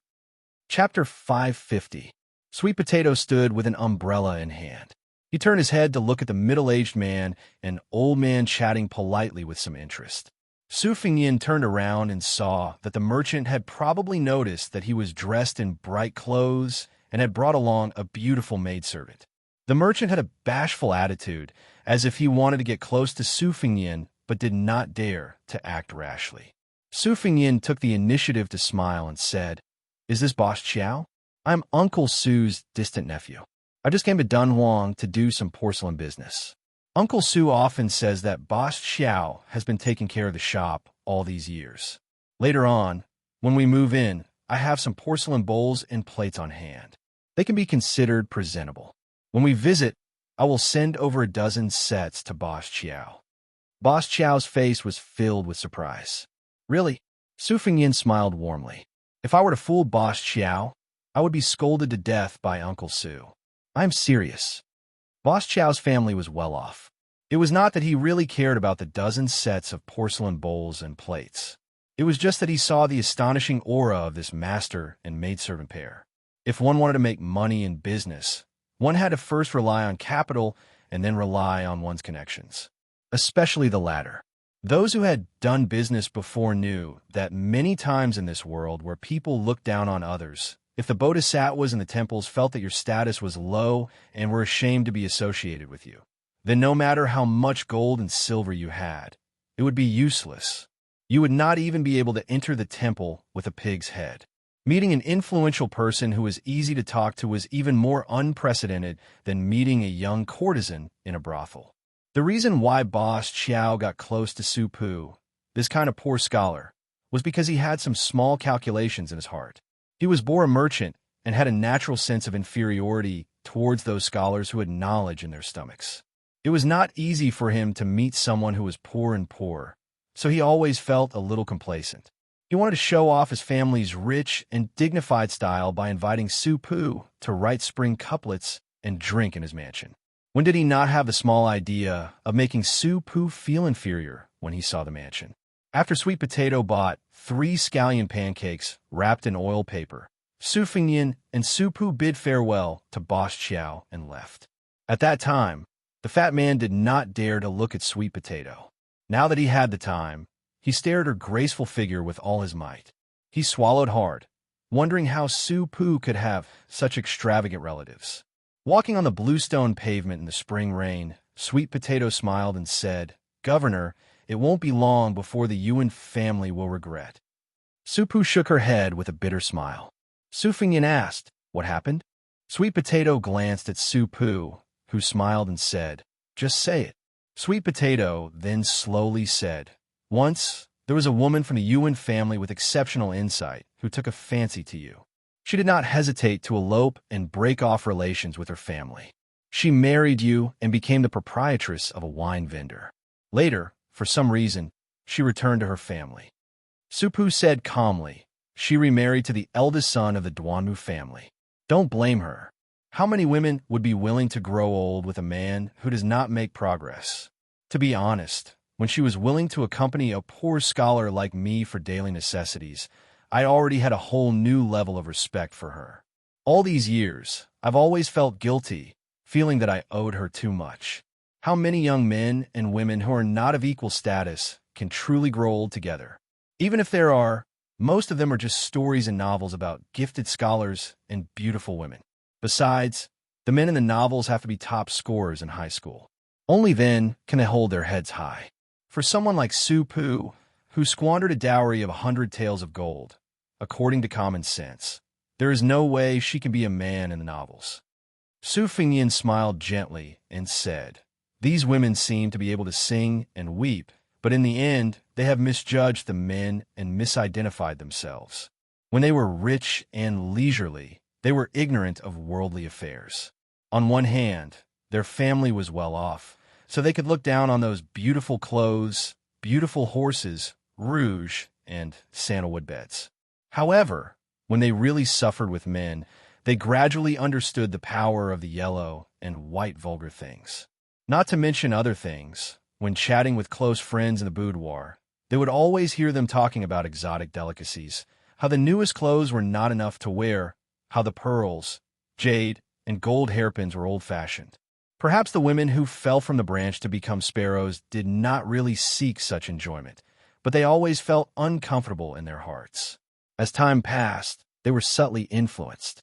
When they looked at the good-for-nothing man beside them, They knew that his literary talent could not turn to a wife who relied on her husband's status as a wife, and even implicated her children to suffer in the future. Naturally, their thoughts changed. Uncle Sue, if my guess is correct, at first when she went to see her old friends, she would talk about it with you, and would even joke about it. After a few years, she became more and more taciturn, and then she would throw some inexplicable tantrums with you. In the end, she simply did not talk to you about these things, right? Supu was stunned. Obviously, she was hit by this young man's words. Uncle Sue, it is reasonable for you to feel guilty. No one would dare to say anything bad about you. But if you feel too guilty, you will sink into it, and you will be somewhat petty. Taking 10,000 steps back, that woman has married into a good family. Compared to feeling remorse and feeling sorry for herself, it is much more satisfactory. If you really want to blame someone, blame my Shifu. If he gave you the position of Dunhuang's general, you would not have so many troubles. Supu was stunned for a long time. She did not say anything. Sweet Potato sighed softly. If that woman heard what young master said, she would be too ashamed to show her face.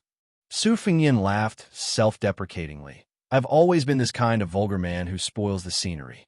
She probably would not be willing to dirty her ears, so she would not listen to even half a sentence. The middle-aged, scholarly general from the spring and autumn period sighed. Your Highness' seemingly heartless words have helped Supu untie too much of the knot in my heart. Supu immediately laughed. Later on, drink a few jars of green ant wine and give Li Yishan a good scolding. The three of them went to the small wine shop at the entrance of the city gate. At this time, the man in white entered the city. There were dozens of corpses outside the city gate. They met on a narrow path. Supu looked at the man in white from afar and sucked in a breath of cold air, saying in a deep voice, Demon Luo Yang. Chapter 551. A 9,000-word chapter. On the day of the palace coup, it could be said that there were some families who were happy and some who were sad. The Mao and Liu families were annihilated in an instant. In the northeast part of the city, influential officials gathered together. Many families, who could shake the entire city with a stomp of their feet, could be considered neighbors. Perhaps through a wall, they could see the scene of the confiscation of property next door. The Mao family's mansion was sandwiched between the Yuan and Duanmu families. The young men of the latter two families were watching the excitement from the top of their respective tall buildings. Some of them could not hide their schadenfreude. They could vaguely see that in the majestic heavy rain, several white-faced, beardless old eunuchs led a vast number of Jinwu guards into the Mao family's mansion. The adult men, regardless of whether they resisted or surrendered, were all hacked to death. Some men with martial arts skills wanted to jump over the wall to escape, but they had already been easily intercepted and killed by the Wulin grassland squatting at the base of the wall. Occasionally, there were a few people who relied on their thick skin and high martial arts skills to jump over the high wall. As soon as they landed, they were stabbed by the two families' elite retainers who were waiting for them. They were nailed to death to the ground or to the wall, or they were shot into hedgehogs by the rows of crossbows. Several of the Mao family's young men, who were regarded as thorns in the eyes of the two families' young men, were also quite unyielding. They led their men of sacrifice and vowed to fight to the death. Even some of the young women, who usually did not reveal themselves, also took out their swords. However, they were unable to withstand the tide-like offensive and were all strangled on the spot. The Mao family, who had 500 armored cavalry, was originally one of the best in Dunhuang City. Even the odd-job workers and servants did not look at the ground when they walked. Each and every one of them had their eyes above the top of their heads. At this time, most of them died miserably. How could this not make the two families' men, who were watching the excitement with cold eyes, feel relieved? Some of the men, who only dared to secretly covet the Mao family's women and covet the Mao family's daughter-in-law, felt a bit of pity. These beautiful women, who usually put on airs, would be a wonderful thing if they were sent to serve as prostitutes in the army. They did not mind spending hundreds of taels of silver in one night. The large clans of Dunhuang City were influenced by the nobles of the Central Plains, and many of them had private libraries. Perhaps because the Yuan clan had a literary background, they paid special attention to the family's private libraries. The old scholars and teachers were all famous scholars in the Tangerine and Jinsi prefectures. In the northern Mang, picking a martial artist with some skills was as easy as picking a cabbage. However, picking a scholar with real talent was like looking for a three-legged toad. The Yuan clan's expenditure in this area far exceeded that of their peers. This was attributed to the fact that the Yuan clan's leader was a scholar who had read a lot. The private library, Wenhui Building, had a collection of 80,000 books. Most of them were plundered by scholars who had rushed to the north. Yuan Liang had always been immensely proud of this, and he especially looked for a seal master to carve a piece of yellow stone. He called himself the 80,000 Old Man. Today, Yuan Liang personally led nearly 100 soldiers and generals to the outside of the giant Immortal Palace. When he returned, he rewarded them according to their merits.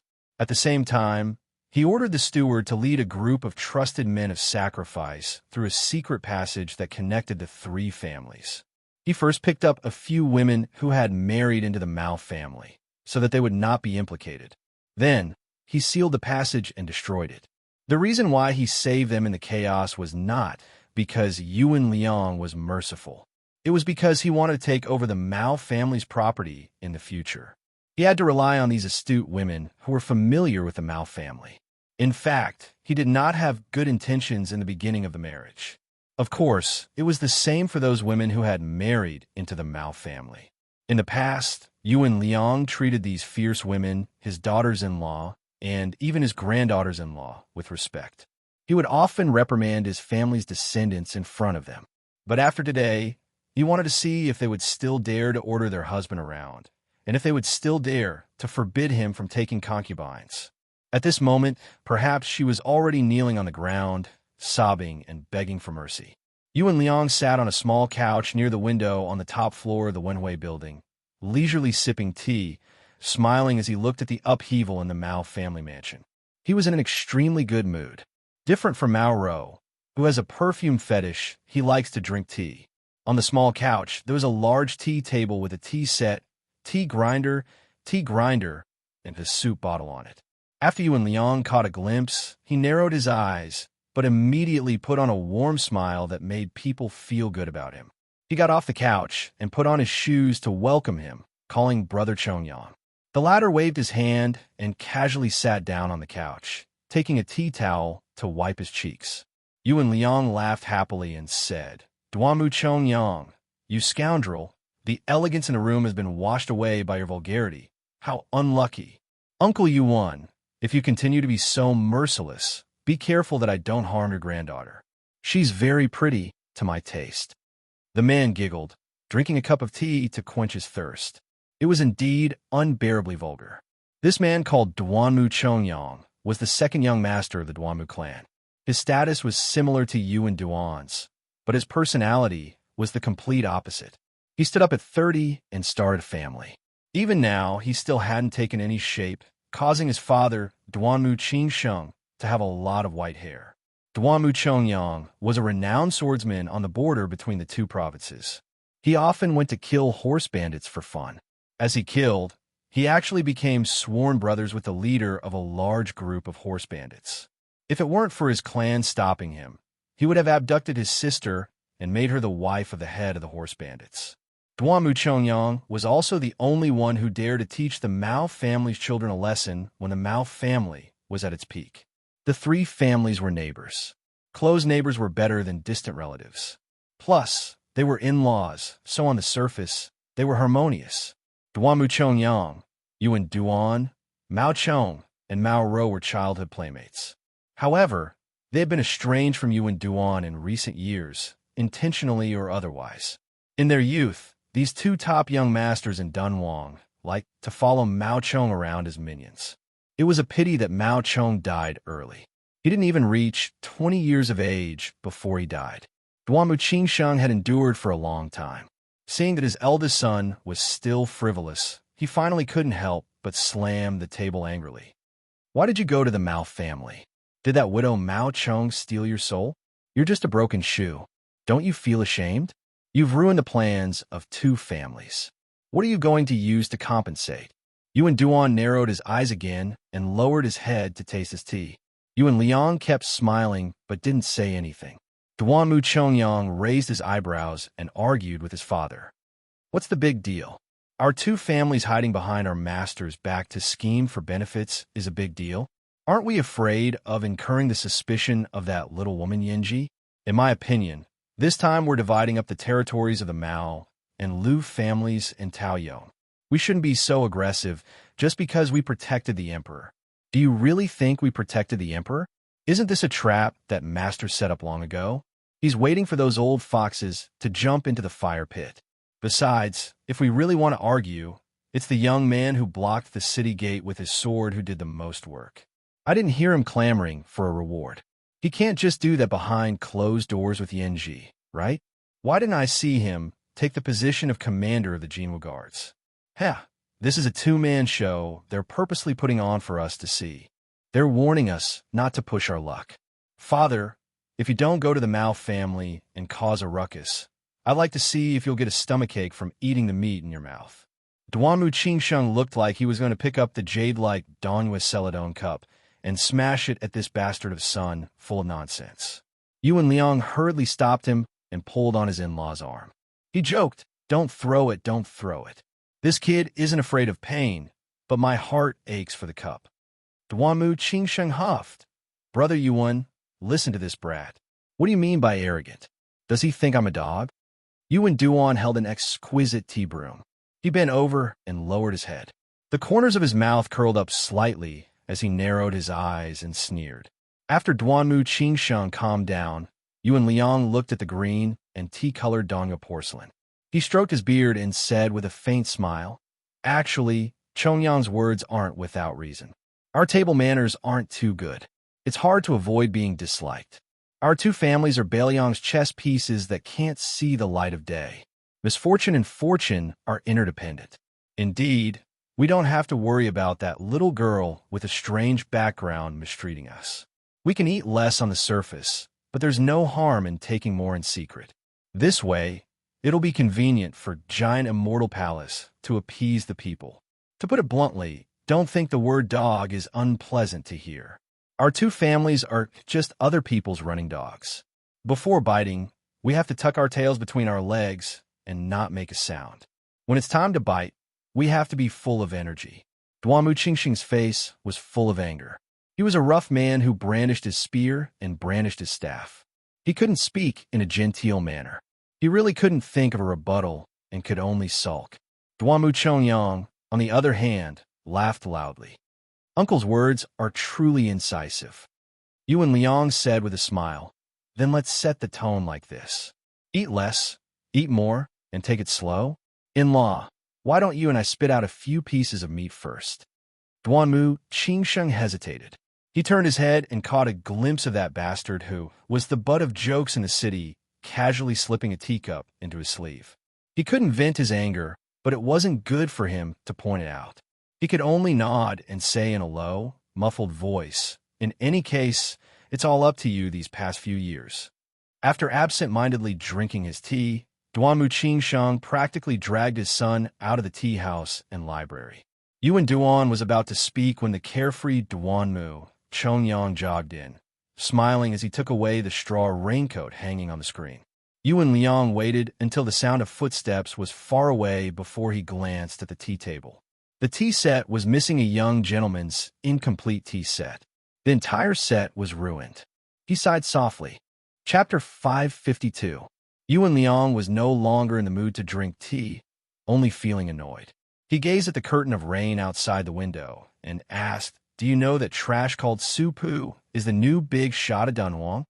Yuan Dun put on a fake smile. "I already know." Yuan Liang asked, "Now that you know his identity, do you know how to get along?"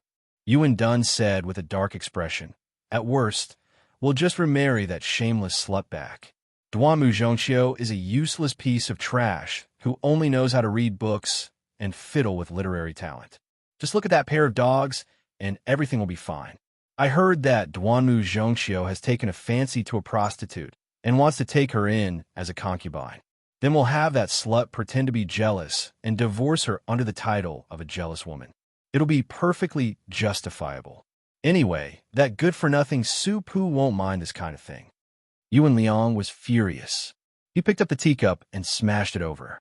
Yuan Dun, whose forehead was bleeding, was stunned. Yuan Liang scolded. Idiot, do you really think Su Pu is just a brute? Which of Bailiang's loyalists are mediocre? Even if they're not smart enough, and there's someone else in Bailiang plotting behind the scenes, do you think our Yuan family can afford to provoke that terrifying plague, God Su Pu? Yuan Dun held his forehead, blood seeping out from between his fingers. He said stubbornly, How is it bad that I found his woman? Yuan Liang was even angrier. He picked up the teacup and was about to smash it again, but seeing his eldest son's resolute gaze, he sighed dejectedly. You, why are you so straightforward? A woman's mind is hard to predict since ancient times. Your sister has always been unyielding. After being humiliated like this and being forced to remarry, do you really think she won't go crazy and complain to Su Pu in a fit of rage? Since ancient times, how many of the generals and ministers who didn't die on the battlefield died in the gusts of cold wind on the king's pillow? Don't mention this again. Yuan Dun narrowed his eyes out of habit. After releasing his hand, he picked up a tea towel to wipe it clean and smiled. I have a plan to divert the trouble to the Duanmu family. Yuan Liang's eyes lit up. He said skeptically, Oh. Yuan Duan rubbed the round teapot with his finger and said with a smile, I have a confidant who is close to Duanmu Xianxia and can encourage him to take a concubine. Duanmu Xianxia is a hypocrite with a timid and fickle personality. He is easily swayed and cares about face the most. This confidant can take advantage of his lack of business knowledge and has a dead debt in his hands. 600 or 700 taels of silver should have been Duanmu Xianxia's money. Returning it to him now will leave him with plenty of money. When a man suddenly has a sizable private stash, he will have devious thoughts even if he doesn't have devious thoughts.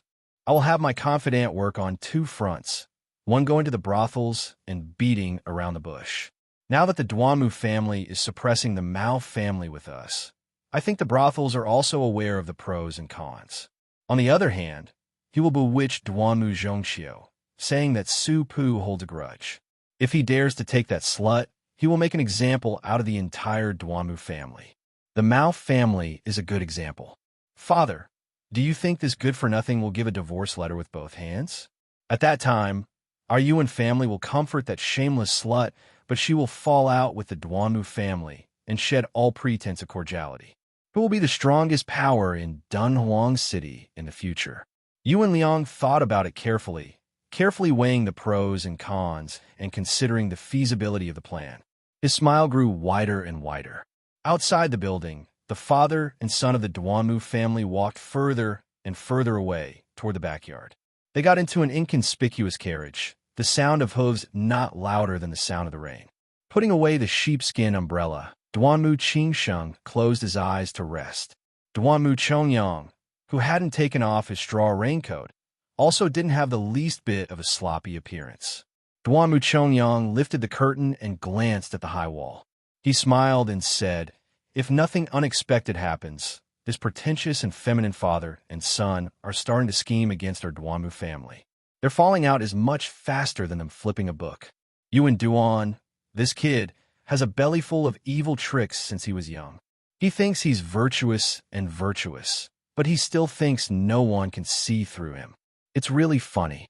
Duanmu Qingshang said in a low voice, Chongyang, how do you think they're scheming? Duanmu Chongyang sneered and said, Putting yourself in their shoes, they'll definitely start from big brother and sister-in-law. They'll see immediate results. The Yuan family only has this bit of foresight and prospects. Duanmu Qingsheng opened his eyes and crossed his fingers on his abdomen. He smiled faintly and said, Your big brother is timid and afraid of trouble. He doesn't even have the guts to compete with you for the position of the family head. I've already given up on him. But you, back then, dared to single-handedly kill Mao Chong in one move. Your hands and feet are clean too. This time, Yuan Liang and Yuan Duan want to trap your big brother. You go and keep an eye on them. Just don't make a big fuss. There's no need to lower yourself to their level. Otherwise, if they see through our concealment, it won't be pretty. We father and son are big men. Don't haggle over the smallest details with those two women. The Duanmu family has never treated Dunhuang as a place to do big things. Duanmu Chongyang laughed heartily and said mockingly, "This drinking of tea is just drinking the word harmony in harmony." Looking back at Yuan Liang's sinister methods these years, it's really a waste of several hundred caddies of tea. Duanmu Qingsheng didn't go along with this topic. Instead, he said in a more serious tone, "Just now, you went to the Mao family to save them. There's even a hint of camaraderie. Very good. Your way of doing things these years has always been putting on a show for the masters of Bailiang. Now it's time to pick the ripe fruit. Father can give up everything, but I'll definitely let you become the great lieutenant of the Jinwu Guards. You have to interact more with Su Pu and that young man. Drink and drink wine, and so on. You must not be in a hurry. As long as you progress step by step, there will always be a chance for you to go to Bailiang and make a name for yourself. Dunhuang is still too small for you to show off your skills. Join the Bailiang army and strive to become the trusted aide of the hereditary heir apparent of the king of Bailiang. If this boy is not enough to entrust your life to, you can always switch to Qinjibao. It won't be bad either. But remember to use the trick of injuring yourself to gain the enemy's confidence. Otherwise, you'll be regarded as a rebellious minister. You won't have a chance to make a name for yourself in Bailiang." Leaning against the wall of the carriage, Duanmu Chongyang clicked his tongue and said, "The white-clothed war immortal Qinjibao, the ruthless man who slaughtered the spear immortal Wang Xiao. I've been looking forward to this for a long time." Duanmu Qingsheng shook his head and said, "The struggle for military power between the Bailiang heir apparent and Qinjibao is not as one-sided as the outside world thinks. I feel that as long as Su Xiao is alive, Qinjibao won't rebel. But as long as Qinjibao doesn't rebel, as long as this drags on, the heir apparent will have more and more room to maneuver." Duanmu Chongyang was puzzled. Su Xiao killed Qinjibao with one saber strike. He said, "Isn't everything easy? Although this way, the morale of Bailiang's 300,000 armored cavalry will be reduced by half. But in the end, it's better to end the pain quickly than to prolong the pain." Duanmu Qingsheng's expression was grave. He shook his head and said, "This is the brilliance of the king of Bailiang's art of controlling people. He knows that some people can't be killed. He knows how to nurture a tiger and invite calamity. In my opinion, Qinjibao was the most powerful Bailiang army in the world. It was the heir apparent who killed him, but Su Xiao couldn't be killed. Perhaps this vassal king, with a different surname, also couldn't bear to kill him." Duanmu Chongyang greatly treasured the time he spent alone with this old man, and even more treasured the opportunity for him to share his experiences. He asked, "Then, father, do you feel that Qinjibao has really rebelled?" Duanmu Qingsheng smiled and said, "Even if at the beginning he put on a show for the Zhao family son to see and for Great Peace City to relax, in the long run, Qinjibao will be in a similar situation as his adoptive father after the Battle of the Western Wall. He had no choice but to rebel. However, at that time, Su Xiao had the willpower to have the glory and wealth he has today. If he had really rebelled, he would have spent 3 or 4 years ruling across the river with the Zhao family. In the end, he would have used up the hearts of the people, and without the support of the scholars and the people, he would only be in a circle and die. This is the great wisdom of a martial artist like Su Xiao. When one reaches a high position, it is very difficult to remain clear-headed. Qinjibao is different. If he rebelled, not only would the entire Liang dynasty be happy, Beimeng would also clap and cheer. Even Bailiang would most likely approve more than oppose." Duanmu Chongyang carefully added, "The precondition is that Su Xiao dies of old age." Duanmu Qingsheng nodded and said, "That's right. So in reality, Su Xiao and Qinjibao are both waiting. When the time comes, when it is the Bailiang heir apparent's turn to put on the Liang prince's robe and personally go to play chess with Qinjibao, it will truly be a life and death battle. Before that, it will be a good time for you to wait for the best price." Duanmu Chongyang was in high spirits and eager to give it a try. Duanmu Chongyang came from an ordinary background. Not to mention his awkward status as a chess piece of Bailiang, he was only a small local clan compared to those colossal powers. Beimeng had 8 military officials in charge of military affairs. He had no relatives or friends. If there were no major wars, his climbing speed was destined to be slow. The Beimang Southern Dynasty, which had lost its scholars, was even more of a joke. The Beiliang army was undoubtedly the first choice. If the confrontation between Liang and Beimang was like a jade wall, then why not take advantage of this opportunity to attack the Beiliang army in the crevice? Why didn't a real man bring a Wu Go and take half of the 50 provinces? Duanmu Chongyang suddenly frowned and said, "If one day the devil Luo Yang comes to Dunhuang, what should we do?" Duanmu Qingsheng loosened his fingers and waved his hand, saying, "There is no need to worry unnecessarily." At that time, the old Castellan still wanted to go out of the city to fight, even though he was seriously injured to death. It could be said that he used his life in exchange for a verbal agreement. This was all part of Beiliang's plan. They wanted to give Dunhuang a large bodhisattva to worship. Duanmu Chongyang's face was full of admiration. Beiliang Chun Jibao and the devil Luo Yang both like to wear white clothes. Haha, when I am troubled, I go out to kill horse gang. I also like to wear a white robe. Duanmu Qingsheng felt a little helpless, but his mood relaxed a little. He joked, "In white there is Luo Yang, in green there is West Chu Chao Chongqing. You should strive to be more successful and get yourself a red robe or something." Duanmu Chongyang knew himself well. He shook his head and said, "I don't dare to think about it." Chapter 553.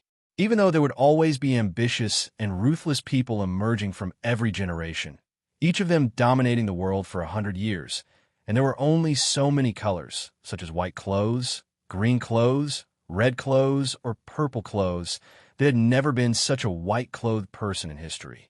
Wherever he went, he would kill gods and Buddhas that stood in his way. When he first came to the pugilistic world, no less than 1,000 people had died by his hands. Among them were the innocent commoners who had blocked his way. They might have only taken a second glance at him, but there were also heroic heroines who had rushed over to intercept him after hearing the news. However, this white-clothed devil did not stop his footsteps. He traveled through 8 provinces and finally killed his way to the northern Mang royal court. Along the way, there was no lack of expert from the 10 great sects, such as a deputy mountain master of Mount Tibbing. Even an old monk who was sweeping the caves of Saoji Buddha Cave had appeared. There was even a Taoist who was a direct disciple of the Taoist sect. Killing people like flax, killing people without blinking. These 2 sayings couldn't be more suitable for the devil Luo Yang.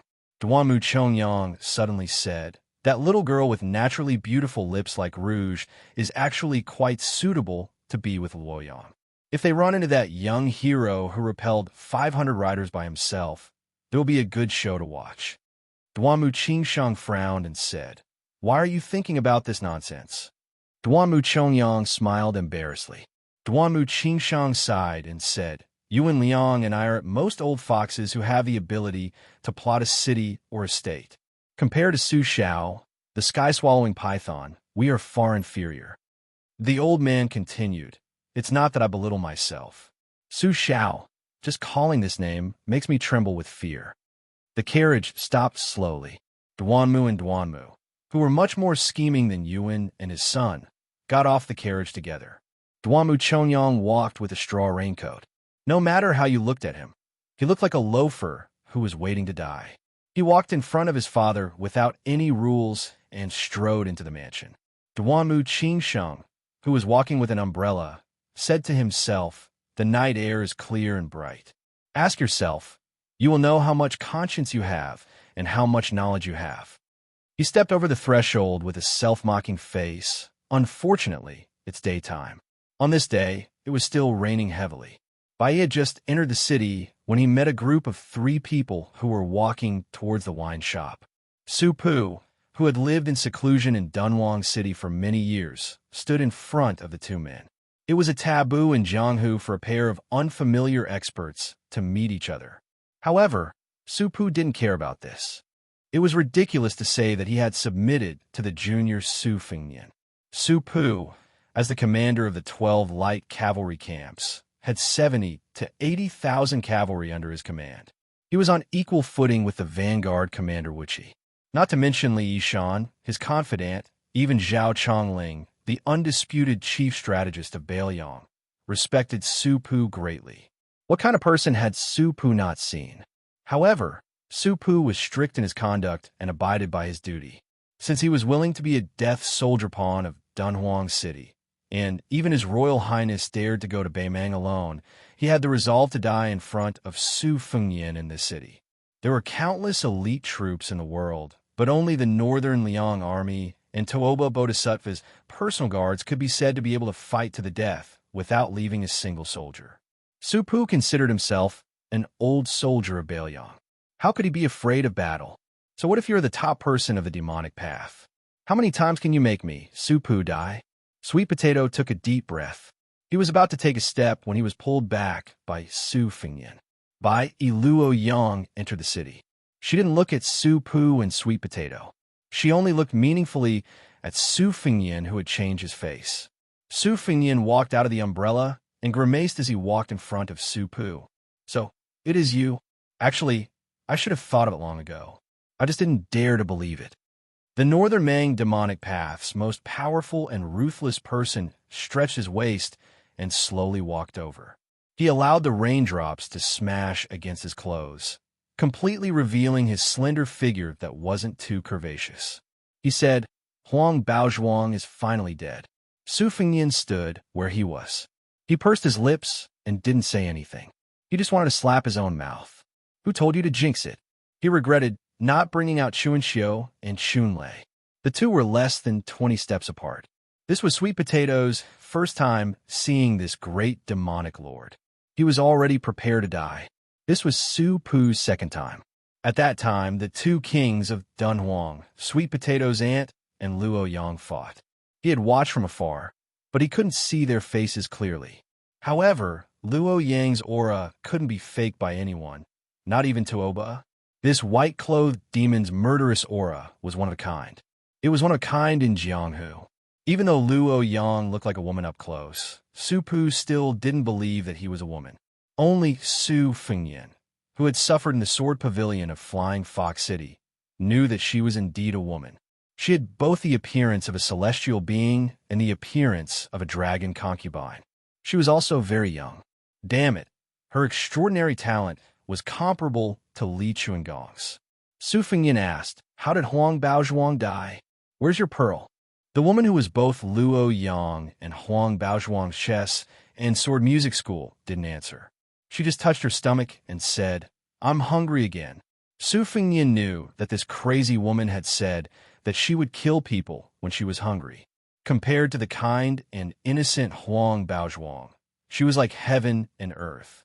This well-deserved giant of the demonic path suddenly laughed. Even Su Pu was a little dazzled. She laughed softly and said, "Huang Baozhuang doesn't know what I did, but I know what she did." Sweet Potato and Su Pu didn't need to be in the rain. They were already confused.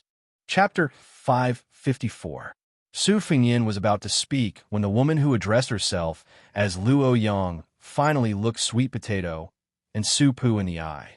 She frowned and said, "Why do you look so much like that old hag? No wonder your aunt wanted me to spare your life. I won't kill you, but go back to the palace of purple and gold. You're not allowed to set foot in Yeding Palace for the rest of your life." Sweet Potato smiled charmingly, but didn't move. Luo Yang stepped behind Sweet Potato and gently patted her chest. Almost at the same time, Luo Yang's right hand turned into a slap to deflect Sweet Potato's kick. Her left hand caught Su Pu's whip leg and threw him away. Su Fengnian didn't move, but his two flying swords were already out of his sleeves. However, when the golden threads were 2 inches away from Luo Yang's forehead, they stopped and trembled. The morning dew stopped 3 inches away from her chest. Sweet Potato and Su Pu were about to join forces and give Su Fengnian the opportunity to charge his flying swords. Suddenly, the sky changed color and the rain fell like thousands of flying swords. The two of them suffered unspeakable pain just by blocking the swords. They only managed to advance a little after being cut by thousands of swords. Luo Yang was the youngest person to enter the realm of celestial phenomenon in the past 100 years. In this aspect, she was even more shocking than Wang Xinji, Toba, and Dong Tai, who were in the top 3 of the martial arts role. Su Fengnian completely let go of his control over the two swords. He looked at the two of them calmly, and then looked at the white-clothed devil Luo Yang. He shook his head and said, "Sweet Potato, Su Pu, you two go first. Don't worry about me." Sweet Potato was the first to turn around. Su Pu hesitated and also retreated. Luo Yang made an exception and didn't chase after them. Probably because he found the golden thread flying sword in front of him interesting, he stretched out 2 fingers and caught the falling golden flying sword. Ignoring the morning dew falling to the ground near his chest, he said, "Su, you have some skills and are becoming more and more promising. How did you enter the Vajra realm, and how did you get injured?" Without any support, the morning dew fell straight to the ground and was covered by the endless rainwater pouring down from the trough. Without looking at Chao Lu and Jin Lu, Su Fengnian asked, "Do you have to kill me?" Luo Yang's fingers slightly exerted force. The golden thread curved in an arc. She said with a smile, "Give me a reason not to kill him. Tell me. Forget it. You're going to die anyway. I'm more interested in knowing your true identity." Su Fengnian said bluntly, "Su Fengnian." Luo Yang said expressionlessly, "It's not as nice as Su Xianxia." Su Fengnian laughed. Without any guidance, the morning dew rose and stabbed toward the white-clothed demon's chest again. This attack was sufficiently sinister and tricky, and the timing was flawless. Even the blind zither player Xue Songwan would be caught unprepared. But she only made a small sound of surprise. She stretched out 2 fingers again and caught the strange psychic flying sword. Suddenly, she said, "Wu family's secret sword nurturing technique. It seems your talent in the way of the sword isn't as good as your use of the blade. You have a total of 12 flying swords, but only this little thing has a complete sword embryo." Su Fengnian, who had been ridiculed for his talent for the first time, didn't jump up and curse. He stood quietly where he was. Su Pu and Sweet Potato, who had a tacit understanding, stopped and surrounded the white-clothed woman in a tripartite confrontation. The rain gradually stopped. There were no mountains here, so the mountains didn't turn green after the rain. Luo Yang asked, "I've heard that you're half a disciple of Li Chungang. But what's your relationship with Dong Tai?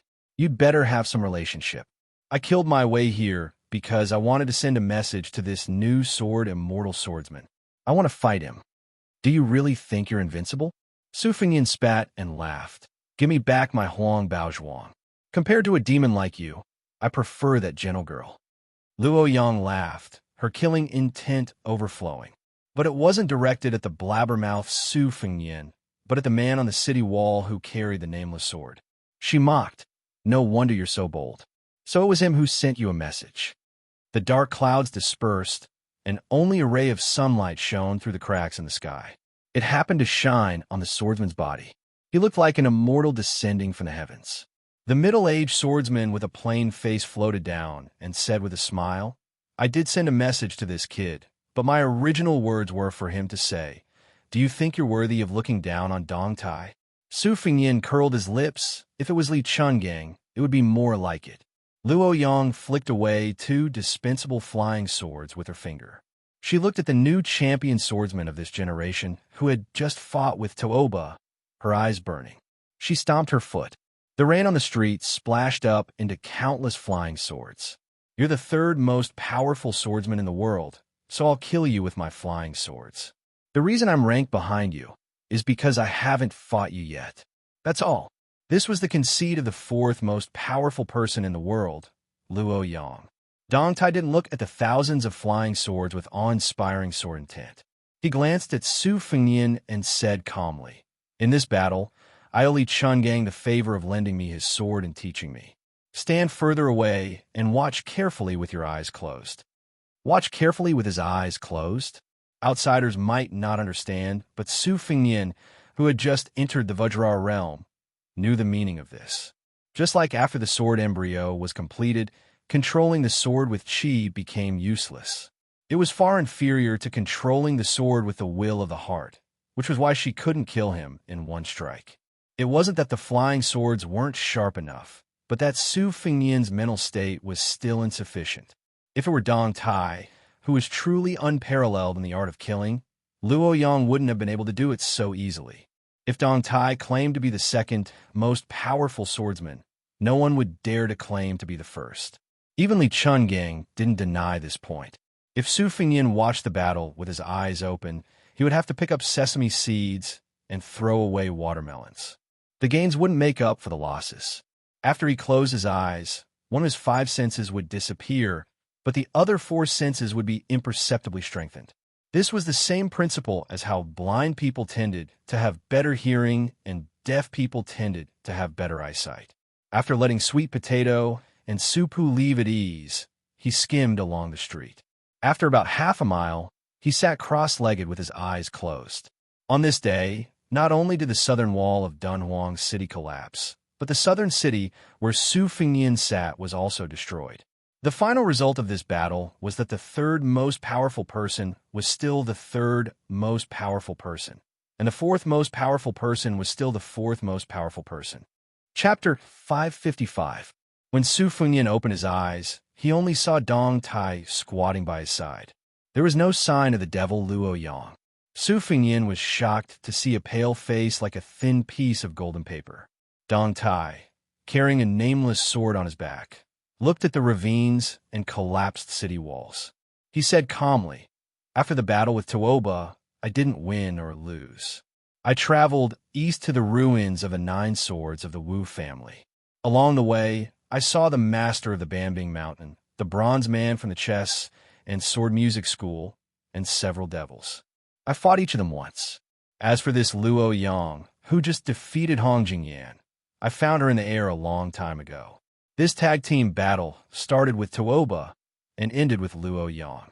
I didn't come here in vain. You're unlucky."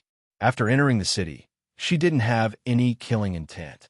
After sensing my sword aura, she wanted to use you as bait to force me to show myself. Su Fingyan said with a smile, "Bei Meng didn't do the right thing this time." The new sword deity without a donkey or a peach blossom branch stood in front of a ravine. I split the water when I see the water. I split the mountain when I see the mountain. This is the way of the sword Li Chungang lent me. Even if the 9 people on the martial arts ranking were waiting in front, I wouldn't be able to take a detour. It might be a bit of a disappointment if I told other people about this, but since you came to Bei Meng alone, you should be able to understand a little. Dong Tai seemed to know what Su Fingyan wanted to ask. He smiled warmly and said slowly, "Senior Li's sword split the mountain and the sky. I used my swordsmanship to seek the Tao and took a narrow path. Senior Li lent me his sword not because he wanted me to take his broad path, but because he showed me the scenery on that path. He didn't want me to change my path. This is the most valuable part. When I gave you the sword, I deliberately hid the secret of the 12 flying swords. Apart from wanting you to comprehend the Tao and cultivate on your own, it was also because I wasn't straightforward enough. If it were Senior Li, he wouldn't have been so shy." Su Fingyan nodded.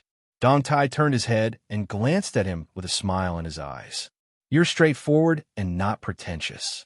No wonder Li Chungang thought so highly of you." Su Fingyan smiled shyly. Su Fingyan was a junior interacting with his relatives, and elders was, of course, because they were relatives. That was a senior. Dong Tai was not a man who stood out from the crowd. He was middle-aged and always had a smile on his face. He was more like a good-tempered and easygoing neighbor uncle. He was even more elegant and dignified than Su Pu, who had been selling wine for many years. Especially when he didn't unsheath his sword and return to its original state, he was even more humble and amiable. Of course, Su Fingyan had also secretly imagined Dong Tai riding a donkey and shaking the peach blossoms. Amongst the green mountains and clear waters, or amidst the rain of arrows, he must have had the demeanor of an expert. Unfortunately, he didn't get to see it. Dong Tai looked at his chi and asked, "How did you get injured?" Su Fingyan said softly, "I fought with a few hundred cavalry. I was a little weak." Dong Tai teased, "You're the same as your father. You didn't know your place when you were young. To be honest, a few years ago, I had always felt that Su Xiao was not worthy of my sister and felt that it was not worth it for her. This time, when I went to northern Meng, I was stopped at the border. Su Xiao shamelessly caught me and forced me to drink. My impression of him changed a lot. Although I still don't understand why my sister eloped with him, I feel that at least she was happy and comfortable with a bumpkin like Su Xiao. Not to mention other things, Su Xiao only married her in his lifetime. It was already very rare, so there was nothing to feel sorry for. All right, your gold-threaded sword embryo is more than half completed. It's a stone from another mountain to improve jade. I'm not curious. How did you obtain the morning sword by chance? Tell me about it. Su Fengnian turned around and pointed at the giant Immortal's palace complex. He smiled and said, I was thinking about things on the roof the whole night. When the sun rose from the east, and the first rays of the morning sun came from the east to the west and fell on me, I suddenly figured it out. It was also at that time that I realized that after every flying sword gained intelligence, it was a kind of secret sword technique. Dong Tai nodded and said softly, That's why you can't talk about Tao with someone who doesn't have a root vessel. Your talent is not bad. Su Fengnian asked cautiously, My eyes are bad. I didn't see whether there was a big disparity between you and Luo Yang. Dong Tai smiled and said, There wasn't a big disparity. Luo Yang just defeated her martial brother from the chess and sword music school, Hong Jingyan. She came riding on the momentum. I, on the other hand, had to fight bitterly. Therefore, her 800 rainsword strikes all hit me solidly. Right now my 5 viscera and 6 bowels are not feeling well. However, since I have reached the land immortal realm in the eyes of the world, I can still withstand it. As for her, she only suffered 1 strike from me and broke the pearl in her heart. It could be considered 1 pearl for 1 life. Half of it was done on purpose, and half of it was because she couldn't escape this calamity. Perhaps she wanted to kill 2 birds with 1 stone by inviting me to a duel. If you have the guts, go and investigate it yourself. Su Fengnian shook his head straightforwardly and said, I'm lucky that she didn't come looking for me. I won't dare to seek trouble for myself.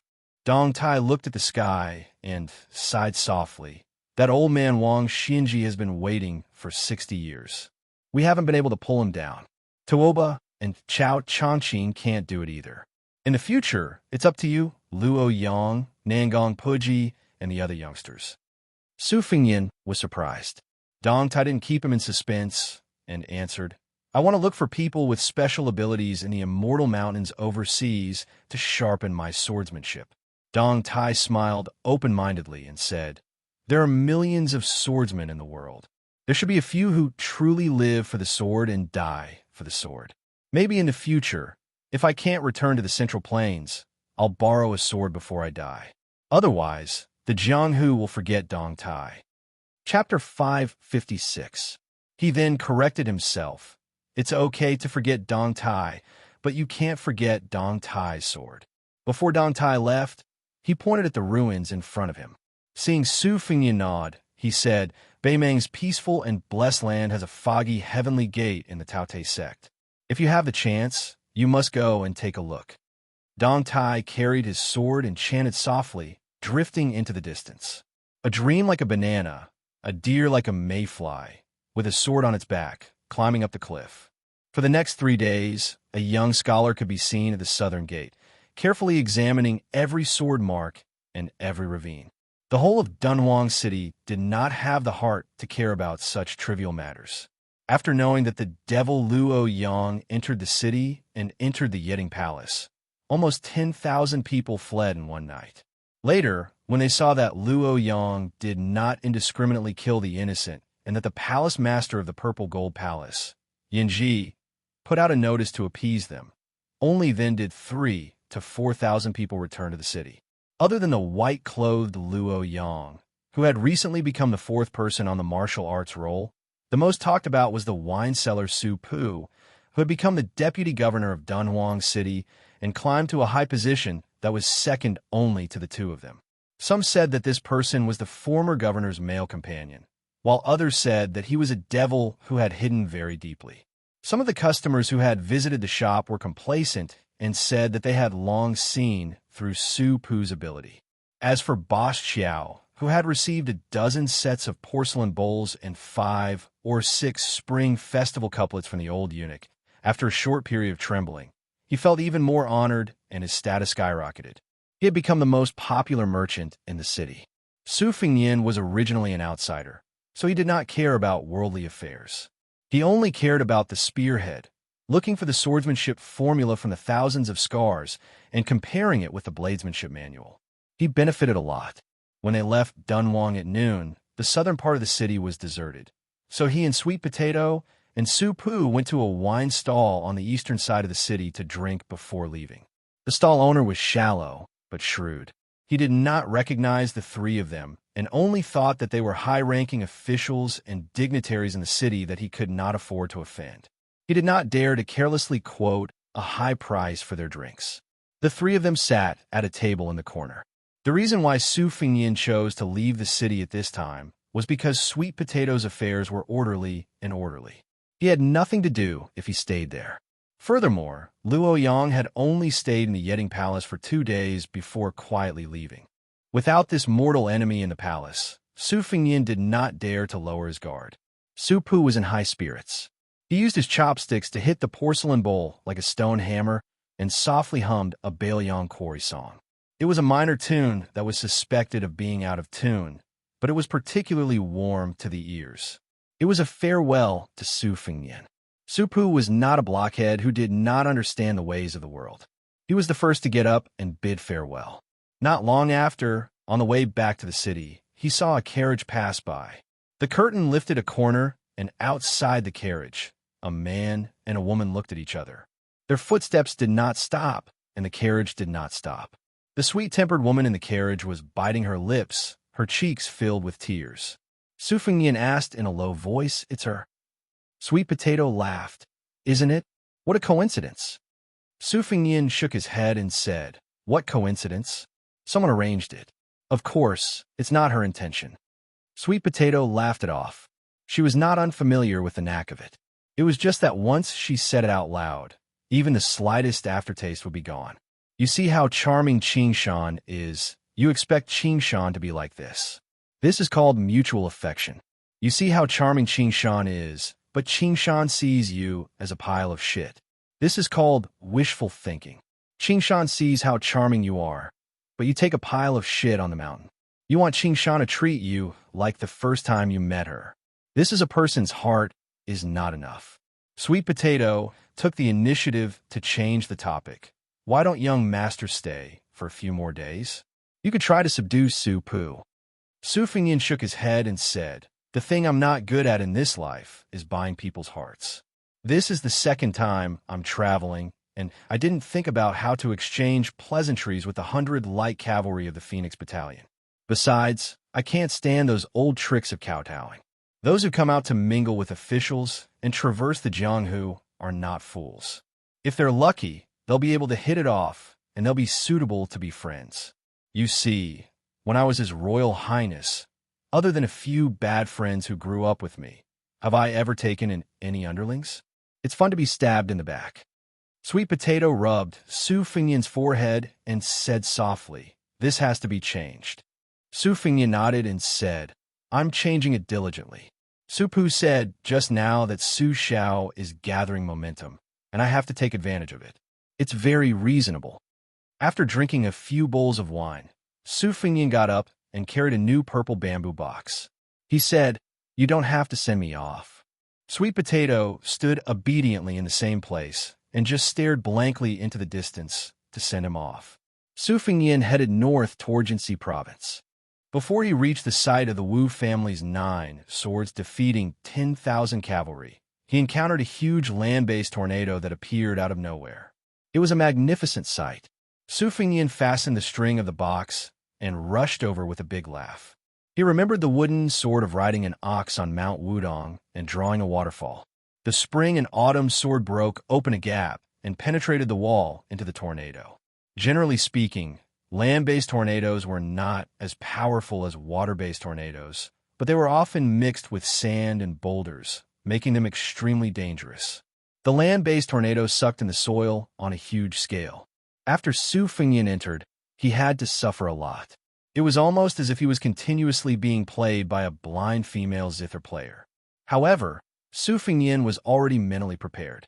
He pulled out the spring and autumn sword and used his sword chi to break apart the boulders. At the same time, He built a mirage of the great yellow courtyard and stepped on it. It was as if he was climbing a tall building, as if he was climbing the 5 sacred mountains. He closed his eyes and focused his mind. He pulled out the sword again and again, rising higher and higher until he was thousands of feet above the ground. Suddenly, the wind stopped, and Su Fengnian rushed out.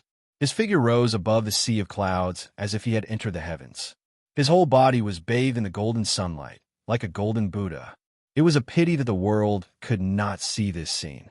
Su Fengnian was above the 9 heavens. Looking at the vast golden sea of clouds, he laughed and said, "I have a sword called Fuyao." Chapter 557. After Su Fengnian rushed out of the huge whirlpool, he shouted and swung his sword. Using the force of the throw, his body continued to climb up to the sky. When he reached the highest point, he sat down cross-legged like a celestial sitting still at the heavenly gate, watching the clouds rise and fall. This was probably the most carefree scene in the mortal world. Su Fengnian looked up and saw a sea of clouds that stretched as far as the eye could see. After being in high spirits, his body fell straight down, breaking through the golden clouds that were bathed in the Buddha aura. In just a few breaths, the land whirlpool was already half a mile away. Su Fengnian finally stopped pretending to be a Buddha. With his mind directed, the morning dew flew out of his sleeves. Su Fengnian stretched out his limbs and tapped lightly on the flying sword with the tip of his toes, slightly slowing down the speed of his fall. If he took the lead to use the remaining flying swords that still needed to be guided by Qi, the momentum of his fall would be unstoppable. He repeatedly tapped on the flying swords to slow down the speed of his fall. When he was about 100 feet above the ground, Su Fengnian, who fell from the sea of clouds, suddenly pulled out the spring and autumn sword. The sword stirred up a gust of wind, and after 500 feet, the 11 flying swords flew out at the same time, forming a slanted staircase in the sky. He stepped on the sword step by step. At the same time, the abundant qi of the great yellow courtyard surged throughout his body. His headscarf and sleeves fluttered together, making him look like an immortal. The essence of the great yellow courtyard was that it could fill a granary with a single seed. Every time his qi stopped, he would be able to generate new qi, which allowed him to draw out the spring and autumn sword. If an ordinary Vajra realm expert fell like this, even if they didn't die, they would be heavily smashed into the ground and suffer internal injuries. Within 100 feet, Su Fengnian was already at his wit's end. He tried his best to raise his qi and almost instantly stomped on the ground, bending his legs to reduce the momentum. The dust on the ground flew up, and Su Fengnian, who was still carrying a book box, rolled out, causing dust to splatter everywhere. Looking up at the sea of clouds in the sky, heavenly earth. After a few breaths, his qi was full. Su Fengnian took to his heels and rushed toward the land dragon that connected heaven and earth. Like before, he used the spring and autumn sword to split open a crack in the wall. After entering, he still chopped countless boulders with his sword, stepped on the rocks, and floated up. Once again, he rushed out of the dark and dim land dragon's mouth. This time, Su Fengnian did not hover above the sea of clouds like an immortal looking into the distance. He purposely inhaled and exhaled, and his body was sucked into the whirlpool. The spring and autumn sword continuously chopped. This time, he was going against the flow downwards. The devil Luo Yang killed every immortal and Buddha she met. Dong Tai also said that Li Chuangong's way of swordsmanship was like meeting mountains and rivers. Su Fengnian did not believe that he could not chop a rootless land dragon. Although there were flying boulders like flying locusts and arrows, most of them were traceable.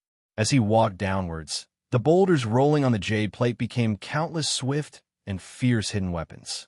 Fortunately, Su Fengnian had personally experienced the dense killing caused by the blind Lady Xue Songwan's zither controlling the raindrops. He walked to the middle of the land dragon with great difficulty. After taking a few breaths, he still felt that he could not withstand it. He gritted his teeth and held on for a while. Finally, he stopped joking around with his life. He turned around and flew out of the mouth of the pot before falling back down.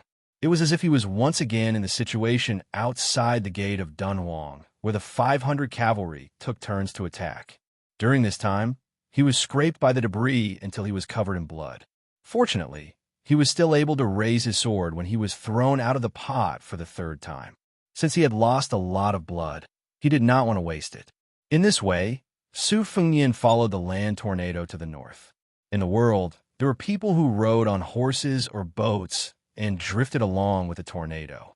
It was not known if this was unprecedented. However, after entering Beimang, in Flying Fox City, he heard that the Qilin Immortal of the Taoist sect had once crossed a reed to reach the 13th peak, and Tuoba, who used the Arctic ice field as a place to temper his body and soul, had once stood on the whale-floating sea. Compared to these two, Su Fengnian was not too far behind. Everything has life and death. After the shabbily dressed Su Fengnian had cultivated 6 swords, he noticed that the tornado had begun to weaken. It was not as powerful as before, so he began to continuously slash at the air wall with his sword to accelerate the dissipation of the land tornado. After throwing out the tornado for the last time, Su Fengnian suddenly raised his qi and stood above the sea of clouds. He glanced at the setting sun in the west. The clouds and mist were purple, presenting a beautiful scene of purple smoke curling up in spirals. Su Fengnian was intoxicated. At that moment, a thought flashed across his mind. Had she, who was riding on a sword, seen such a scene before? Falling back to the human world, the spring and autumn sword was no longer as powerful as the original land tornado. Landing on the ground was not a problem, but Su Fengnian was still immersed in his thoughts. As a result, he was kicked to the ground. Although he was temporarily alert, he still could not avoid the sneak attack. Fortunately, that kick did not have the intention to kill. Su Fengnian was thrown a long distance away from the ground. The clothes on his body were completely torn. When he got up, he saw that it was the acquaintance he did not want to see the most in his life, the other Huang Baozhuang, Luo Yang. In the dusk, on the yellow sand, a white dress fluttered. Su Fengnian felt a headache coming on. Even when he encountered Tuoba Chunsun and the blind female zither player, these two formidable opponents, he was not this thorny. He forced himself to suppress the chill in his heart and did not retreat or run. It was not that Su Fengnian had the courage to face death unflinchingly after comprehending the rising tide form, but because of the information revealed by that kick, he did not turn around and flee. Sure enough, the demoness Luo Yang went straight to the point and said, "Come with me to the ice fields. I will kill Tuoba and the treasure will be yours." Su Fengnian nodded without hesitation and said, "Okay." If he did not agree, he would definitely die. The situation was stronger than him, so Su Fengnian could not swallow his pride and pretend to be a hero. As long as this revered Yama did not ask him to slit his throat with the spring and autumn annals, he would obediently agree.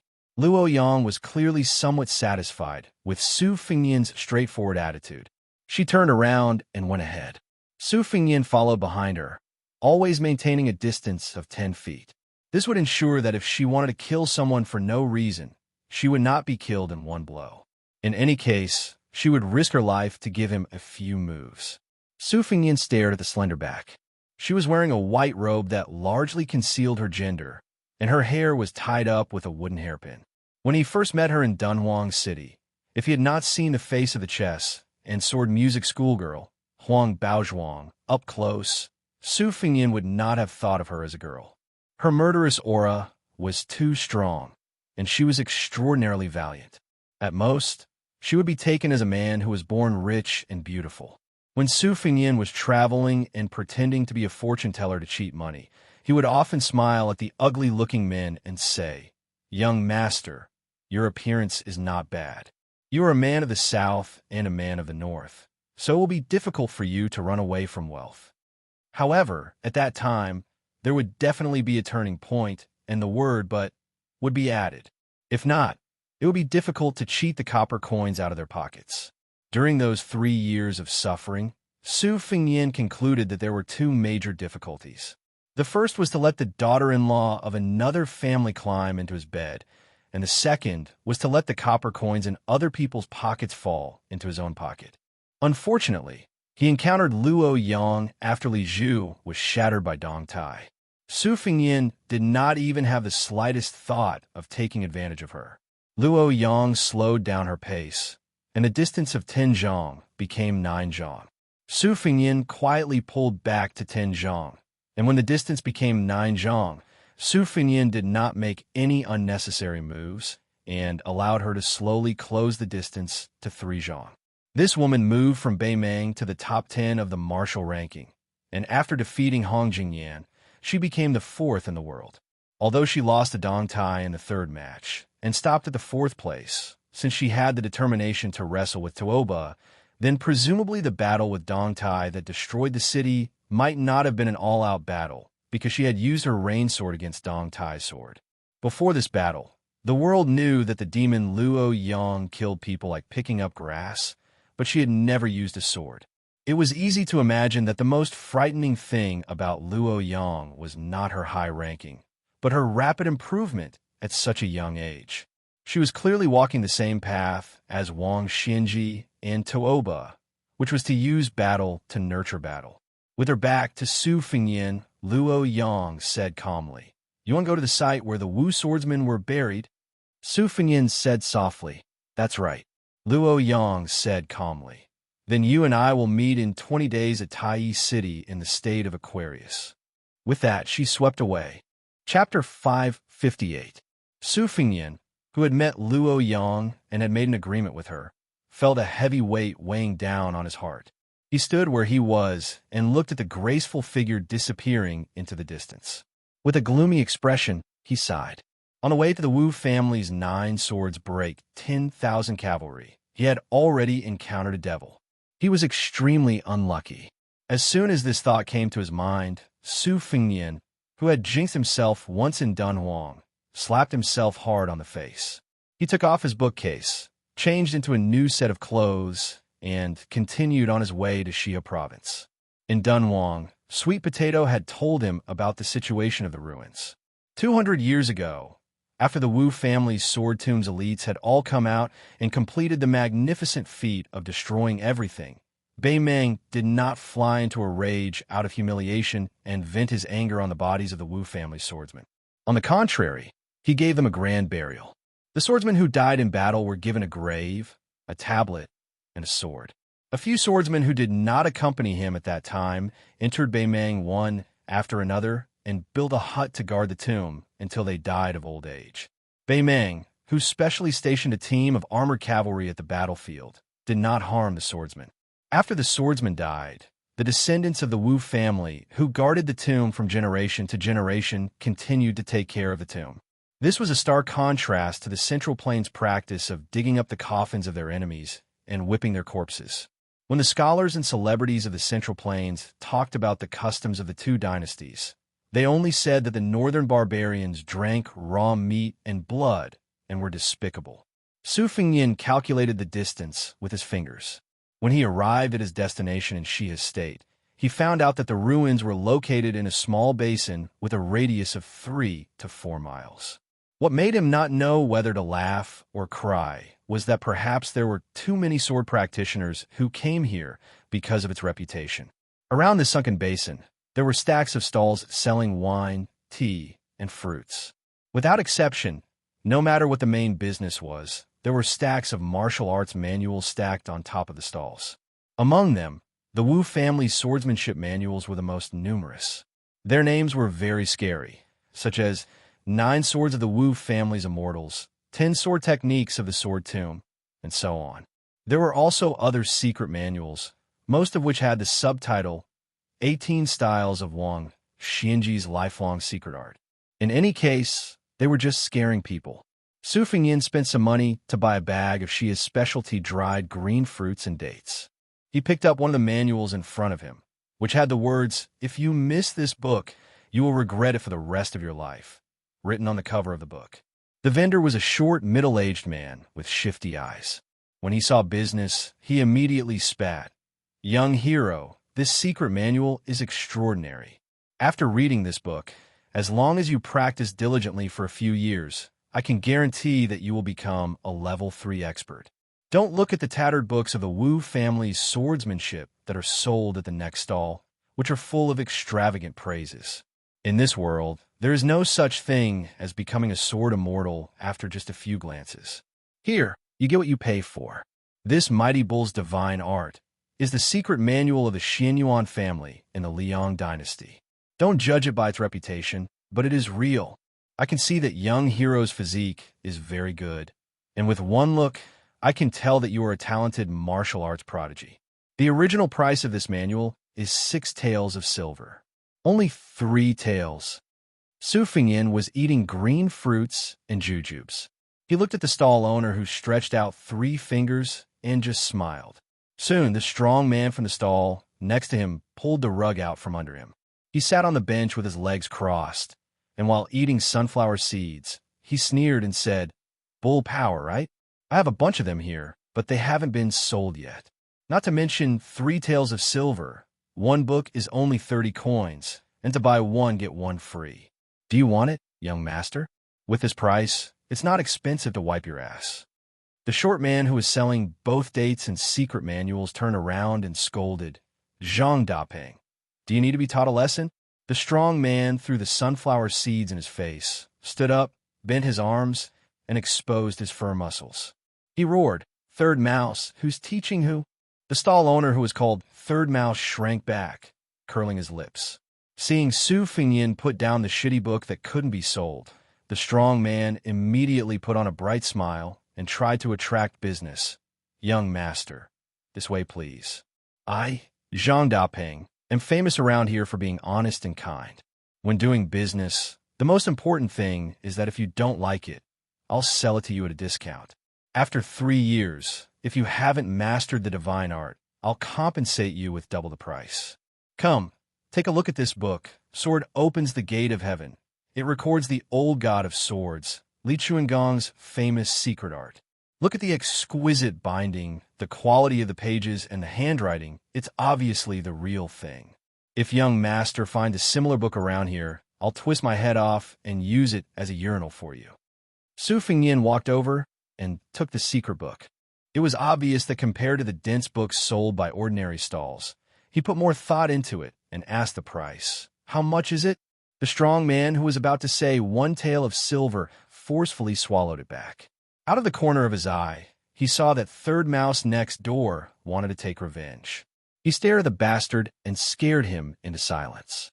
He hesitated for a moment, squeezed out a sincere smile, and said firmly, 90 taels, I don't bargain here." Su Fingyin reached for the dry purse at his waist and fished out about 30 copper coins. He said expressionlessly, "That's all." The strong man hurriedly grabbed the copper coins. "Friendship is important. Friendship is important. It's good that young master has the heart. 30 taels it is." Zhang Dapeng is not the kind of person who would be moved by money. Su Fingyin put the secret book into the box on his back. The stall owner, Zhang Dapeng, did not forget to flatter the young customer with a long sword on his back. "One look, and I can tell that young master is a master of swordsmanship. Your future is immeasurable. If you amaze the world with a single brilliant feat in the future, don't forget to tell others about Zhang Dapeng's sword opens the sky gate." Su Fingyin nodded and smiled. Of course, of course." Zhang Dapeng saw that he was about to turn and leave, so he quickly dug out a handful of melon seeds from the bowl and said with a smile, "Young master, don't mind. These things can pass the time. Take your time and walk slowly. Maybe you can even pick up a few peerless secret books." The ruins were separated by a fence, and the stalls were built along the edge of the fence. Su Fingyin slowly walked half a circle, but he did not meet any strange people. He saw a sloppy old man sandwiched between 2 stalls. There was only a piece of cotton cloth in front of him, and a few secret manuals were placed on top of it. It seemed that his business had been poor for many years, and the shabby old man was squatting and taking a nap. The 2 neighbors, one was selling wine and the other was selling tea. Their business was not bad, and there were 3 or 4 tables for customers. Su Fingyin saw only a young man and a young woman sitting at a wine table. Their temperament was outstanding in this basin, so he walked over and asked if he could have a seat. The man in satin clothes frowned and was about to refuse, but the woman with a golden hairpin pressed on the back of his hand and said softly, "Young master, please help yourself." Su Fingyin waved his hand and asked the owner of the tavern about the price of the drinks. There were not many drinks sold in the tavern by the weight and the number of bowls. Naturally, they were all coarse drinks that were not presentable. They could quench one's thirst, but it was difficult to get drunk. Su Fingyin ordered a bowl of white wine under the guise of Apricot Blossom Village. With his back to the young man and woman, he bent over and read a few books that the shabby old man had placed on a shabby cotton cloth. There was nothing special about them. The martial arts manuals that followed the trend were not novel at all.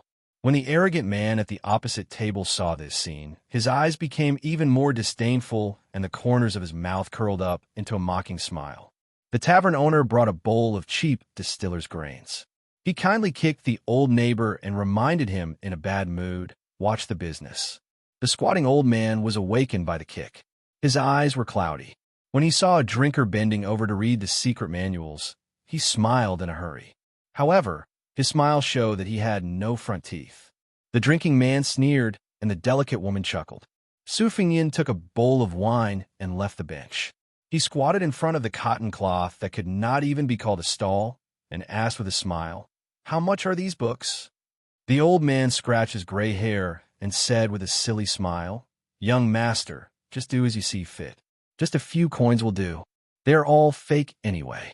Su Fingyin took out the last 6 or 7 copper coins from his money bag and handed them to the old man with no front teeth. The old man did not think it was cheap. He took it with a smile, folded 4 or 5 secret books, and handed them to the young master in front of him with both hands. Seeing that he was so stingy, the man at the same table looked at him with disdain. The woman also seemed to think that the young scholar's face was a bit tacky, and it was a waste of his elegant appearance. She drank half of the wine and left the tavern with the man who accompanied her. Su Fingyin, who was indifferent to this, sat back at the table. He opened the book box and put the secret books inside. After fiddling with it for a while, he seemed to be happy that he had found treasures. He waved at the tavern owner and said with a smile, "Boss, do you have any good yellow wine? It doesn't matter if it is expensive. Give me 2 bowls." The tavern owner smiled brightly and became more attentive.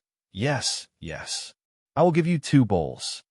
Su Fingyin waited for a moment and took 2 bowls of yellow wine from the tavern owner. He squatted in front of the old man with no front teeth again and handed him a bowl. He asked with an authentic Dongyue accent, "Judging from your accent, you used to be from Dongyue, right?" The old man didn't dare to take the bowl at first, but when he heard the familiar accent, he took it and said with surprise, "Yes." Su Fingyin put down the bowl and went to the book box to take a secret book with a 50-tailed banknote inside. He sat cross-legged facing the old man and said with a smile, "You can keep one for yourself." The old man didn't stand on ceremony and accepted it with a smile. He thought that this handsome young man was really a good person. People came and went, and it was bustling. An old man and a young man sat facing each other. They didn't talk much and just drank slowly. After finishing the wine, Su Fingyin paid the tavern owner and left with the book box. The old man was in a good mood and had nothing to do. He wiped his saliva and hummed a tune as he flipped through the book.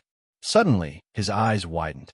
The old man with no front teeth opened his mouth and stared at the back of the young man with a sword and a book on his back. He quickly closed the secret book that wasn't hidden at all.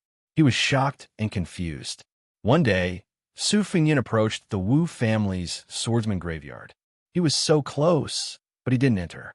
Chapter 559. With old Huang and the old man wearing the sheepskin fur coat, these 2 swordsmen in front of him, it did not matter whether he saw the Wu family ruins or not. Su Fingyin passed by the Wu family ruins but did not enter it. Walking up the northern hillside, he found a group of buildings that were neither donkey nor horse, half temple, half Taoist temple, green and white-robed Taoist priests and red-robed lamas mingled together, each of them soliciting pilgrims. Su Fingyin gnawed on dried green fruit and dates, bypassing the red mottled outer wall, and stopped at the door to the rear courtyard. There was a bright red Taoist peach talisman hanging above the door. The couplet was written in the characters of the Central Plains. It was rare to see the strong strokes and silver hooks. It was quite a Buddhist style. No matter how lawless you are, seeing this bright mirror hanging high above, ask yourself if you still have the guts. You must know that I can be lenient and forgiving. Put down the butcher's knife and quickly turn around. Su Fingyin crossed the threshold. It was dusk. A group of lamas wearing red robes had finished their evening classes and were sitting on the floor of the corridor outside the main hall, discussing sutras. The older lamas were already 70 or 60 years old. The younger ones were only 7 or 8 years old. They were all wearing red velvet robes. Some of the more lively young lamas simply sat on the railing. They had not been cultivating for a long time, making a string of squeaking noise. The older lamas held the Buddhist prayer beads in front of their chests. Their expressions varied. Some of the debaters were in high spirits. Some had knitted brows, while the spectators were either deep in thought or cheerful. Su Fengnian did not approach. He stood quietly in the distance, listening with some difficulty to those Beimeng Gatha debating with each other. The last rays of twilight scattered. Several of the young lamas, who were absent-minded during the debate, saw the pilgrim Su Fengnian. They grinned and turned their heads to whisper to each other. It was not clear whether they were talking about the new sutras and Buddhist doctrine or the appearance of a certain elder sister who burned incense the day before. The inside and outside of the courtyard were only a few feet high, a small threshold that could be crossed in one step. But to be out of the secular world was the big threshold. Su Fengnian walked along the wall. Along the way, a middle-aged monk came toward him with a wooden basin in his hand. His expression was calm. He gently saluted with one hand. Su Fengnian returned the salute and went to burn 3 incense sticks outside the main hall to worship the Buddha, the Dharma, and the monks. For some reason, he thought of the impending catastrophe of the 2 dynasties, as well as the dragon tree monks saying that one must have the Buddha's heart even without the Buddha's image in Buddhist scriptures. He sighed with emotion. Could an old monk of the 2 Zen temples withstand it? Su Fengnian shook his shoulders, tightened the belt, and slightly hung the bookcase. He was about to find a way to leave through the main entrance when he saw a familiar man and woman coming out of the hall. They were the diners sitting at the same table at the wine stall. The man wore a silk robe, his face was like jade, and he had an elegant demeanor. Around his waist hung a string of golden chains, which was very popular among the scholars of the Southern Dynasty. The woman was delicate and virtuous, wearing a golden hairpin, and her hair was swaying.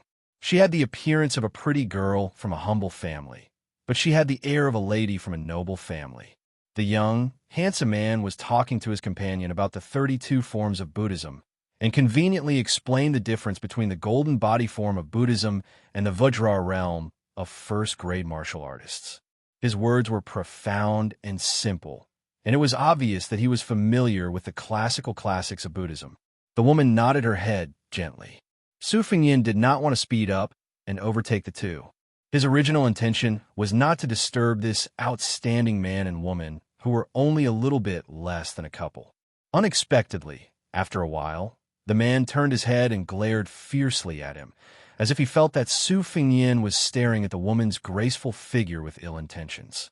However, because of the man's upbringing, he did not say any malicious words. Su Fengnian could only stop and wait until they were far away before he continued forward.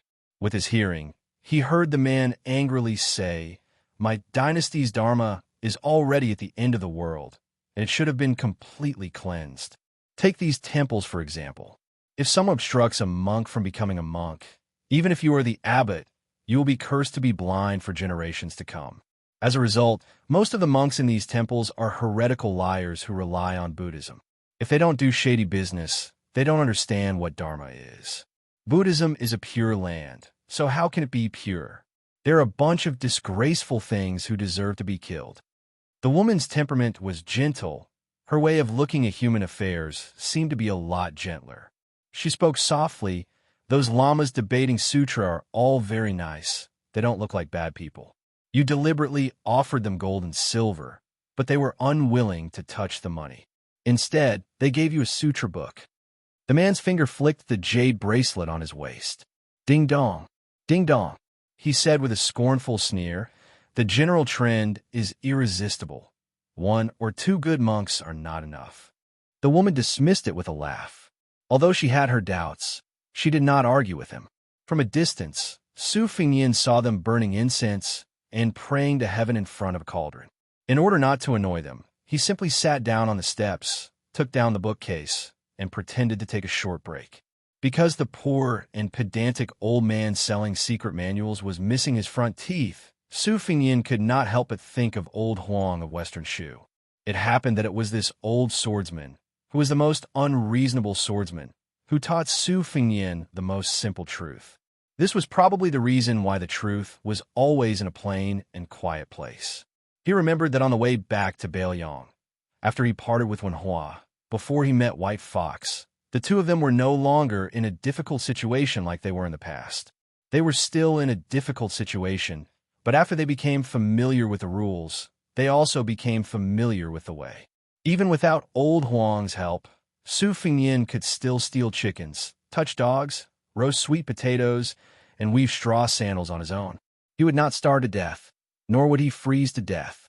At that time, by chance, he saw a murder case caused by a fight over secret manuals from a distance. The secret manuals were very common. They could not even be called third-rate, but they still lost 5 or 6 lives. Old Huang, I didn't know that secret manuals are so popular in Jianghu. My Tide Listening Pavilion has several tens of thousands of copies. Why don't we sell them all at a low price? Just treat it as a good thing, okay? Won't the whole Jianghu be deeply grateful to me? How many young and beautiful heroines will secretly throw flirtatious glances at me? Just thinking about it makes me feel good. Chapter 560. Young Master, you can't do that. Others don't know, but if I, old Huang, heard that there were secret manuals for free when I was young, I would also have to abandon my martial arts. In the end, not many people in Jianghu would be willing to practice martial arts. Old Huang, other than raising horses, what else can you do? Besides, you don't even know how to read. It doesn't matter how many secret manuals I give you. If you don't recognize words, words won't recognize you. Blacksmithing, young master, you don't say. When I was in my early 20s, my front teeth were still there. Old Huang, I was also a famous handsome guy within 10 miles. At least, I was the most handsome blacksmith. There's also a young lady who secretly sent me rice wine. She didn't look good, but was very perky. When I left home, I couldn't bear to drink it and buried it in the backyard. I thought that when I returned home, I would dig it out. It would definitely be fragrant. Only one jar. She could only be considered a daughter of an ordinary family. Even if she yearned for my handsome appearance, she couldn't sin much. With your appearance, you were also handsome when you were young? Then wouldn't I be handsome to the heavens? Of course, I can't compare to young master. If young master was here, that jar of wine would have nothing to do with me. Enough, don't mention wine. Our throats are burning from walking. I'm dying of thirst. I know. All right, old Huang, how many years have you left home? Is that jar of rice wine still there? I can't remember how many years I've left home, but it should still be there. It's rice wine that can endure. It's different from the wine that young master used to drink in a glass cup. If young master has a chance to come to my house, I guarantee that you'll have a good drink. AI, talking about wine again. I'm so worried. There's smoke in front. Let's go and ask for some water. As usual, the one who opens the door is a man. If it's a woman, I'll do it. Yes. All right, old Huang, you only have that jar of wine left. Are you really willing to share half of it with me? Why wouldn't I be willing? If young master thinks it's good, I'll give it all to him. If it were me, I definitely wouldn't be willing. At most, I'll share half with you. Young master is an honest person. I like it. Go, go, go. If you're a pretty girl, I'll like you. Sigh. It's a pity that I haven't married yet. If only I had a daughter. It's up to you. I don't like it either. Old Huang, don't even think about it. Don't look at me like that. That time, he had bumped into a woman who had gone out to work. It was Su Fingyin who had come to ask for 2 bowls of cold water. He still remembered it to this day. When he occasionally looked back, old Huang was squatting by the side with a bright smile. As always, he was missing his front teeth and looked very comical. While drinking water, old Huang did not forget to naively talk about how good it would be to have a daughter. Old Huang, if you have a daughter, I'll marry her. However, these words were like the yellow wine that didn't make it into their stomachs. They couldn't say out loud. Su Fingyin sat on the steps in a daze. Somehow, the woman saw his figure and took the opportunity to go to the Taoist temple to talk about immortality with an old Jinren. She hesitated for a moment and came alone. She stood at the bottom of the steps and smiled warmly. Su Fengnian's detection of the chi of heaven and earth had almost reached the realm of Vajra warrior. He just turned a blind eye to her. The woman was not in a hurry to speak. She seemed to be thinking about how to phrase it. After all, it was somewhat unreasonable for a woman to strike up a conversation with a man. Especially for the descendants of the Southern Dynasty, most of the Central Plains customs had been passed down. The woman stood under a dragon claw locust tree that was rarely seen in the northern Mang territory. The afterglow was faint, and even though the locust tree was old and clumsy, it could still be considered luxuriant, setting off the woman's slender and elegant figure that was not tainted with vulgarity. Unfortunately, Su Fengnian was no longer that young prince who flirted with women. Regarding this, he only felt that it was a pity that such a good flower had been taken by a pig.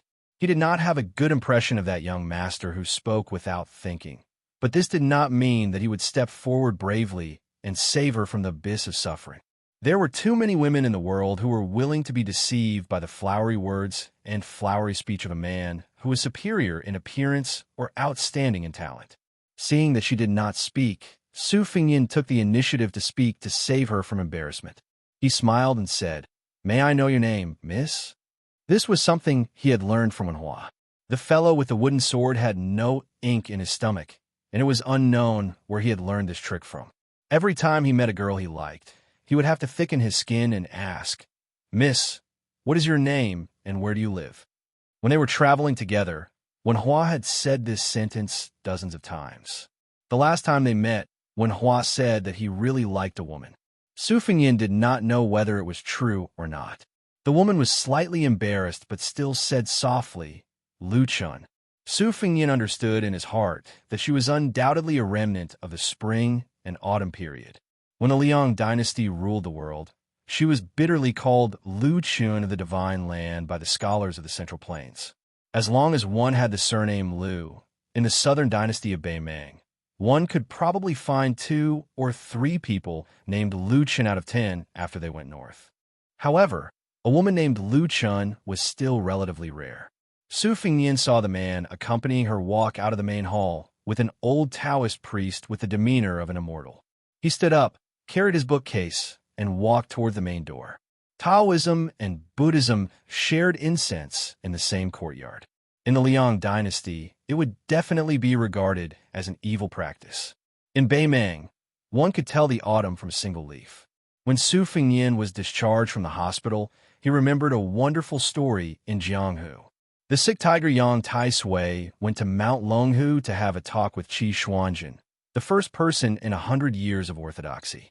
Qi Xuanjin patted Yang Tai Sui on the top of the lotus, and half of the devil-slaying platform collapsed. It was said that the immortal patted one's head and tied one's hair to achieve immortality. It could be seen that Yang Tai Sui's temperament was quite bad when he was young. It was fortunate that he could become lifelong friends with Su Xiao. Qi Xuanjin, who was in the limelight for a while, could be considered as riding a bull in his previous life. Su Fengnian subconsciously reached out his hand and rubbed a circle. As he walked forward, he continued to draw circles. It was similar to the situation on Mount Wudong when Hong Xixiang was imparting the wisdom of the Wudang sect. The immortal patted his head. Chapter 561. Su Fengnian heard a lot of high-pitched songs along the way. The rhythm was completely different from the music of the Central Plains, and the words were so simple that it made one's heart tremble. There were ants exhorting, young ladies looking forward to marriage, men quarrying stones, and children crying. Usually, Su Fengnian would stop at this time and listen to these unsung songs from afar. He would only resume his journey towards the north when the song ended. He was not in a hurry because he only needed to reach the East City in the Aquarius state in time. The earlier he got there, the earlier he would encounter the devil Luo Yang, and the more trouble it would cause. Along the way, Su Fengnian walked on a rough post route. Half a day later, he even met the young man and woman who were traveling on horseback. After leaving the Wu family ruins, they had changed into clean and neat clothes. The man with the saber became more and more elegant, and the woman with the sword also became more and more valiant. Su Fengnian had entered the northern Mang and had already broken through that fine line. He had stepped into the initial stage of Vajra realm that the people of Jianghu yearned for even in their dreams. He could very well look down from above and examine the young wanderer's aura. He could generally confirm that the wanderer was at the threshold of the second or third rank. Based on the young master's age, he was a genuine and promising young man. Even if he encountered a group of 50 elite horse bandits, he would still be able to protect himself. Presumably, this was also the reason why he dared to leisurely travel the Lust Plateau with a woman. Although the northern Mang was chaotic, it wasn't to the point where anyone would leave a trail of corpses. From Su Fengnian's point of view, Beimang was becoming more and more like the spring and autumn period. Scholars gradually rose to power, and after there were more rules, not everyone had the right to run wild. When traveling north, if he did not draw the spring and autumn sword chi and roll the dragon wall, then he would use his bare hands to caress the roof. He was not that lonely. According to the Taoist scriptures, humans have three treasures: essence, chi, and spirit. Essence and spirit are physical objects, and spirit travel is a form of change. Therefore, it is possible to know about the state of ghosts and gods. Putting aside these seemingly mysterious things, spirit, chi, and spirit are the most precious of the three. That is why there is a saying that a demigod's spirit travels outside his body. The way of the sword was complicated and could be roughly divided into the way of the sword and the way of the sword. The way of the sword focused on the way of the sword, and the way of the sword was the best example. The way of the sword focused on the way of the sword, and there was no shortage of people who focused on the way of the sword. The way of the sword focused on the way of the sword, and the way of the sword was similar to the way of the sword. The way of the sword was similar to the way of the sword, and the way of the sword was similar to the way of the sword. The way of the sword was similar to the way of the sword. He was fascinated. These four simple words were extremely difficult for a martial artist. Talent, luck, hard work, none of these could be missing. On a scorching afternoon, Su Fengnian didn't know whether to laugh or cry. He saw two familiar people who had fallen from the sky. He didn't know if the man and woman were extremely unlucky as they bumped into a huge force that he couldn't tell if they were horse bandits or elite troops. Hundreds of people and horses were wearing leather armor, and each of them carried a standard weapon. It was also the fault of the pampered young master who didn't know how to appreciate human relationships. After being provoked by an elite armored leader, he pulled out his blade and completely destroyed the armored soldier's face. After charging and striking him down from the horse, he even added another blade. If it wasn't for the fact that the fish scale armor was better than normal leather armor, he would have been chopped to death. This angered the crowd. The grassland roaming hunting had always been utilitarian. They all swarmed up, arrows raining down, spears stabbing out, and started a dozen rounds of battle against the arrogant young master. If he had reached the second-level master realm, he would have been able to escape. Unfortunately, he had to protect himself and kill the enemy, and also had to worry about the safety of the girl. He couldn't handle the tide of attacks, and his blood was stirred up. After he killed a dozen of cavalries, an arrow finally pierced through his shoulder.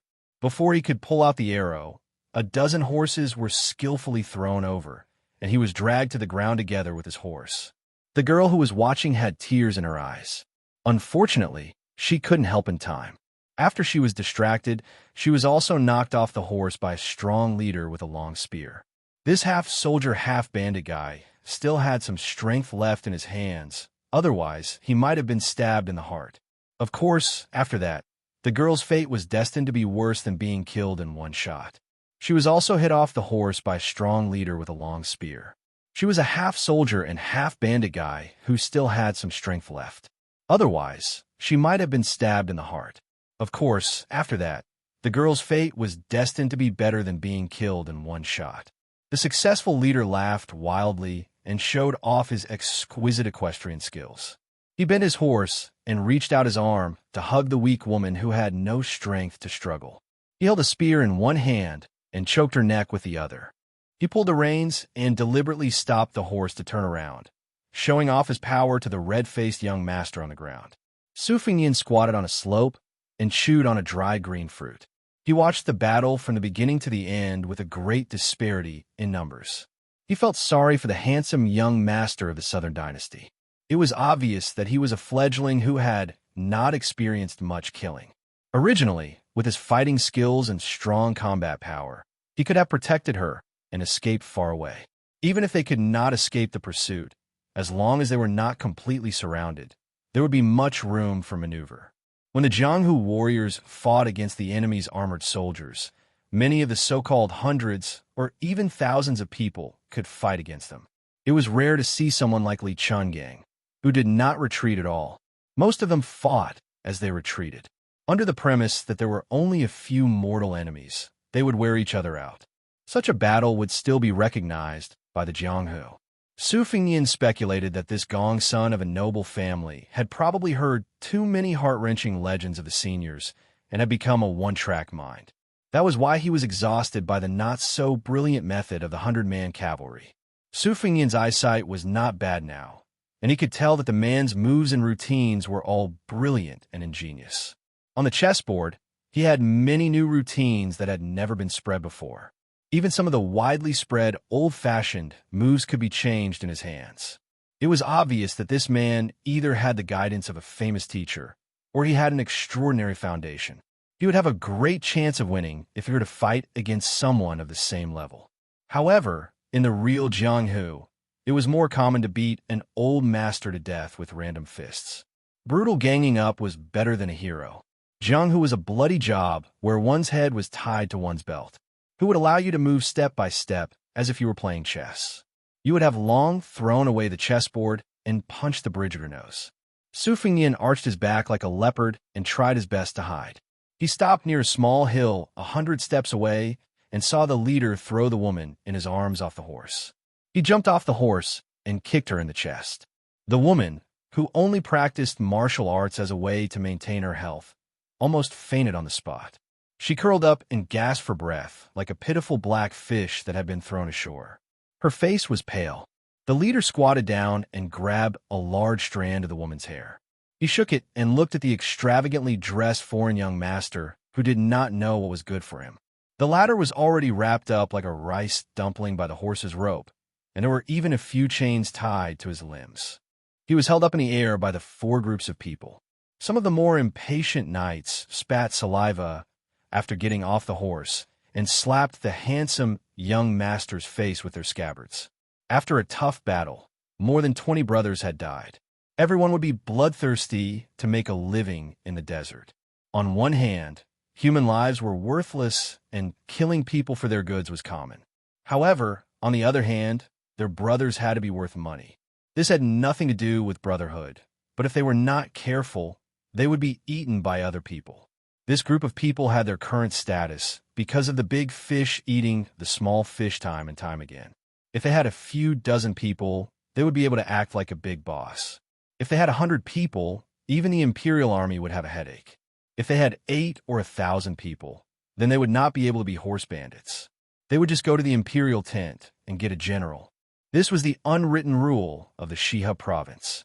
When they reached 300 people, they could openly go to the provincial capital where the festival edict was stationed. They could get whatever they wanted. In short, the number of brothers they brought was the same as the number of officials. These cavalrymen were typical Beimang people. Their hair was shaved and braided at the back of their heads. The brawny man in fish-scale armor turned his head and did not say anything. The 4 groups of dismounted cavalrymen who were pulling the iron chains also understood tacitly and began to tug of war with hideous smiles. A few men in scaled armor who looked like leaders gathered together. Their eyes were not only filled with malevolence, but they were also clearly calculating and weighing the pros and cons. As they watched the show, they muttered. Perhaps they felt that since they had formed a deadly feud, there was no need to care about face and consequences. Anyway, human lives in the desert were like weeds, withered and flourishing with each passing year. There were not so many thin streams that flowed endlessly. Regardless of the identity and background of this young master, they really did not believe that the big families of the Southern Dynasty would bring people to the Xiha province to seek revenge. There were 4 iron chains in 4 directions, and there were a total of more than 20 people. They stretched the chains with all their strength. Fortunately, the young man who was about to die had a high-tier martial art, but he suffered even more unknowingly. One of the horse bandit leaders felt that it was not enough, so he ordered his subordinates to get on their horses and put another iron chain around the young man's neck. He was determined to tear the young man's body apart with 5 horses. The 5 horses pulled with all their might. The young man's eyes were red, and his wrists and ankles were bleeding. Not to mention his weak neck, he let out a miserable roar like a dying beast.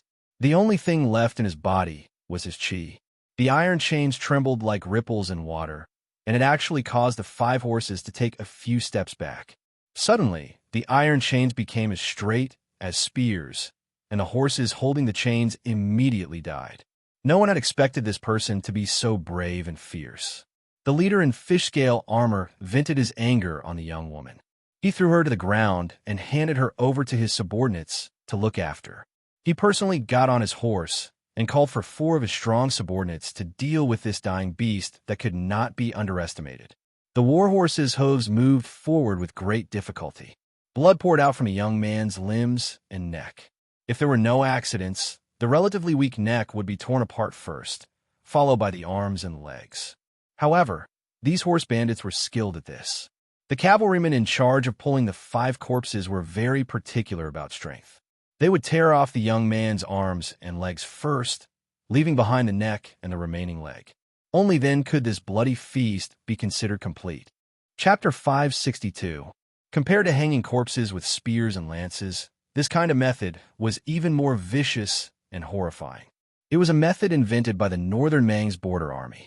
It was unknown how many Liang dynasty captives had died under these 5 horses. The only flaw was that the Northern Liang army loved to fight to the death. After the battle, there weren't many survivors. Moreover, there were many small-scale skirmishes that happened without warning, often between the 2 armies' most elite crossbowmen and horse stalls. The Northern Liang army always had the advantage. Therefore, a captured Northern Liang captive was more valuable than any beautiful woman in the Northern Mang royal court. Often, they could be sold for a jaw-dropping price. For example, Tao Xianxia, who had left the city behind, would kill a Northern Liang soldier every day. In the eyes of the Northern Mang officials and nobles, this kind of behavior wasn't killing people, but large amounts of gold. Bei Mang was even more disciplined. Killing a Bailiang soldier on the battlefield was a big crime after retirement. Just as the man was about to be torn apart, the 5 people on the horse died almost instantly without any obvious wounds. They just fell off the horse and died immediately. A few horse bandit leaders who were qualified to wear scale armor gathered their courage to take a closer look. They saw a small hole between the man's eyebrows, as if a small sharp object had pierced a hole. It was inexplicably strange. The people of Bei Mang were not divided into rich and poor. They all believed in Buddhism and fate. However, no matter how devout they would not hesitate to kill people. However, when disaster came, even the most vicious people would hesitate, afraid that they would really annoy those dignified clay bodhisattvas. At this time, the 5 people died in a strange way beyond imagination. Even if it was not done by immortals, it was done in secret. More than 20 people were killed just to deal with the crown prince of the Southern Dynasty. The horse bandits came and went like the wind, so they immediately turned over and dismounted. A meticulous leader wearing scale armor wanted to secretly kill the man and woman without leaving any future trouble. But immediately, something pierced between his eyebrows, causing a trace of undetectable blood. As a result, no horse bandits dared to make a move. They all ran away in an instant. Men and horses had 6 legs, so they could escape quickly. The woman from the Southern Dynasty called Lu Chun did not know why. After a moment of absent-mindedness, she realized that she had survived a disaster. Crying, she got up and ran to the young man who was her family friend. She untied the iron chain with difficulty, especially his neck, which was badly mutilated and shocking. She felt incomparable pain just by looking at it. She suppressed her sobs and sat cross-legged beside him. She tore off her sleeve and bandaged a few wounds that exposed the bone. The woman was really made of water. Her tears did not stop. She softly called his name, Zhongguei, over and over again, afraid that he would die here. She did not have the courage to live alone. The journey back was thousands of miles. How could she, a weak woman who was more familiar with holding a sword than holding an embroidery needle, go back? Besides, if he died, what fun would there be for her to live? The young man who was lucky enough to walk back to the world of the living slowly took a breath. After exhaling a large mouthful of turbid air, he forced a smile and said with difficulty, "I won't die."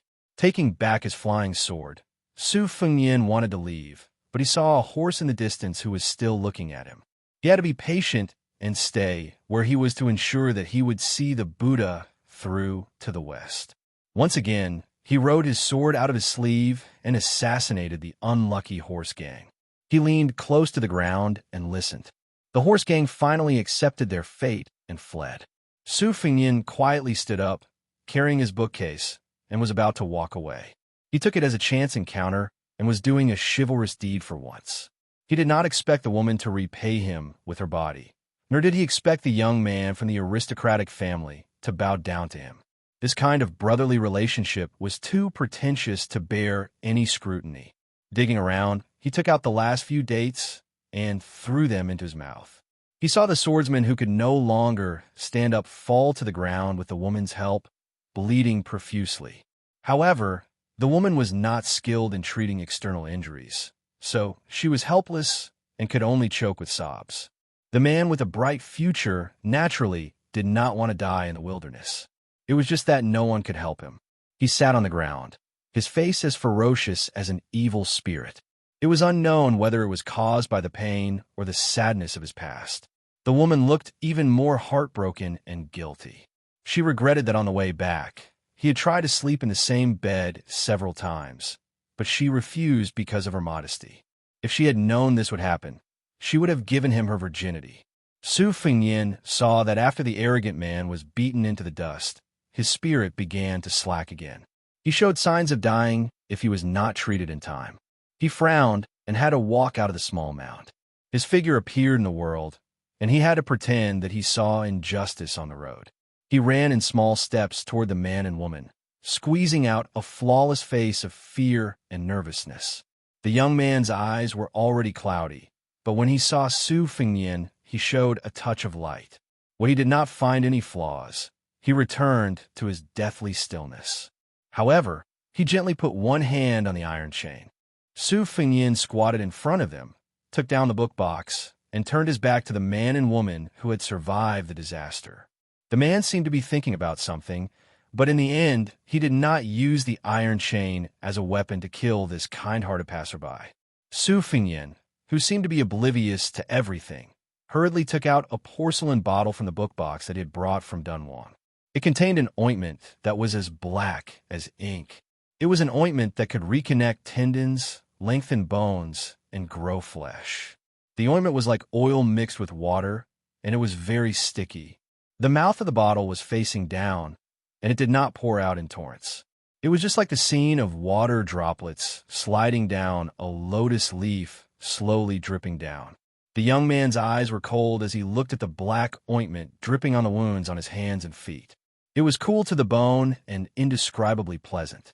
Because he knew the goods, he was more shocked in his heart. How did this stranger, who could only spend a few coins to buy a fake secret manual, get this bottle of ointment that was worth 100 or 200 gold? Su Fengnian rolled up his sleeves and wiped the sweat on his forehead. He raised his head and smiled with a pained expression, as if he had just made up his mind after a great struggle. He handed the bottle to the woman called Lu Chun and said with a grimace, "This ointment is a secret ancestral recipe. One bottle can be sold for a lot of silver. Apply it 3 times a day in the morning, afternoon, and night. In less than half a day, this young master will be healed." "All right, I didn't have time to tell you my name at the Wu family sword tomb. I'm Su Lang, also from the Southern Dynasty. I live in Lion Alley in Maple City." Su Fengnian obviously hesitated for a moment, and then said in a low voice, "Not to mention the ointment, this handmade celestial globe porcelain bottle is also worth some silver." Lu Chen seemed to have heard a rather funny joke. She felt relieved and smiled through her tears. She wiped away the tears on her cheeks and said softly, "When young Master Zhong and I return, we'll definitely go to Maple City to visit young Master Su." When he heard the words, young Master Zhong, that had exposed his identity, a trace of gloom flashed across Zhong Gui's face. However, he hid it well. He clenched the hand that had loosened the iron chain and tried to maintain a calm expression. He brushed his hand across his neck that had stopped the bleeding and said softly with a smile, "Of course I should thank young Master Su for saving my life." Su Fingyan continued to play the role of an ordinary scholar who was shrewd but not smart. He smiled and said, "You flatter me, you flatter me." Although Lu Chun was born in a noble family of the Southern Dynasty, there were a few elder brothers in the family who supported the heavy burden.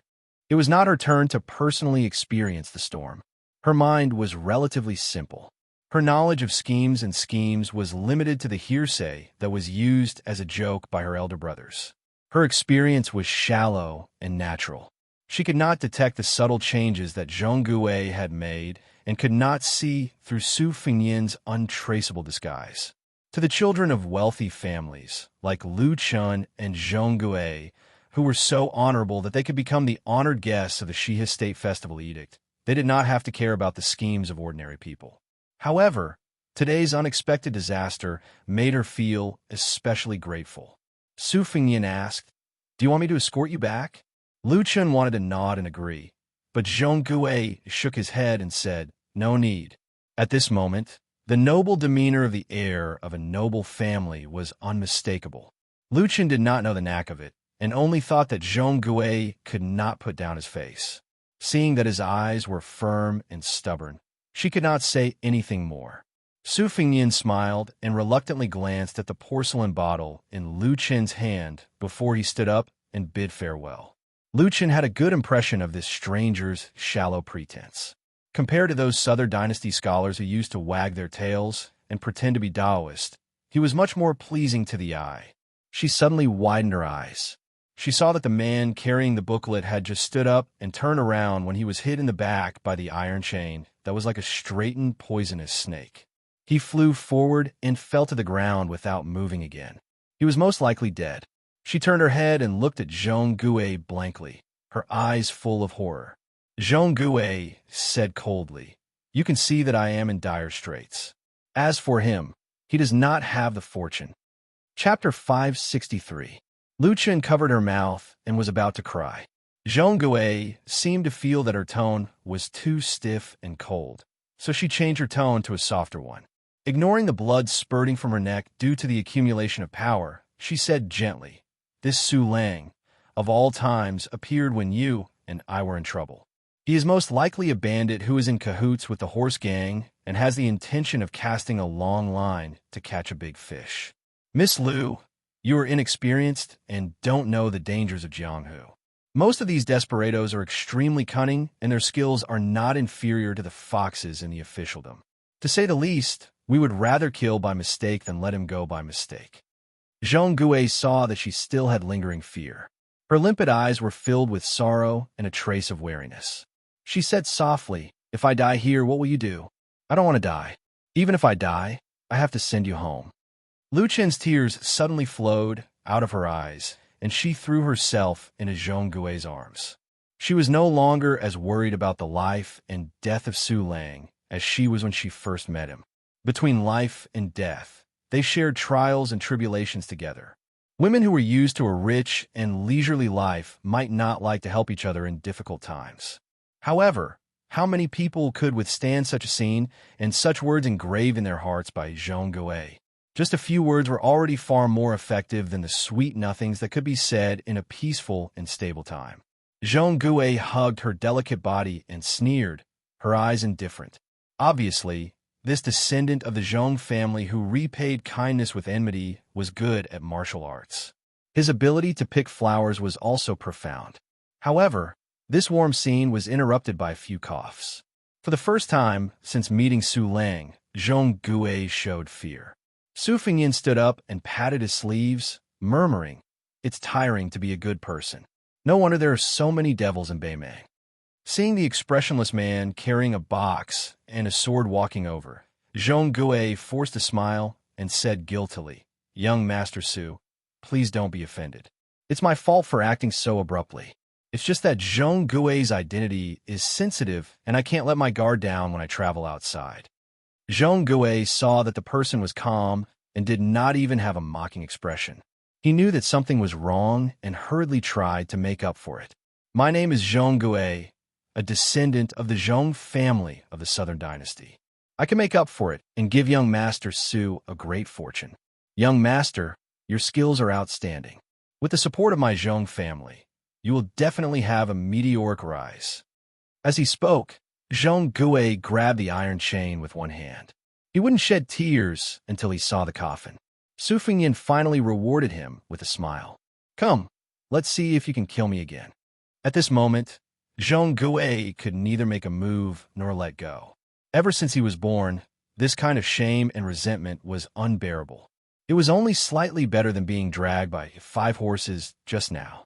Zhong Gui was lucky to return to the world of the living from the netherworld, while Lu Chun fell from the world of the living to the netherworld.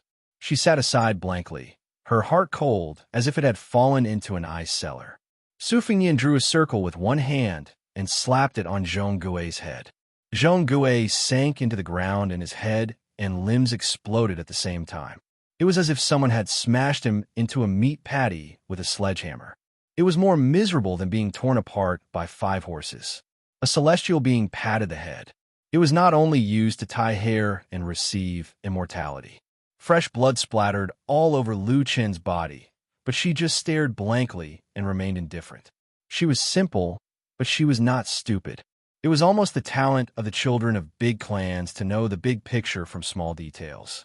Su Fengyan was about to draw another circle and let Lu Chun and Zhong Gui die together as a pair of lovebirds.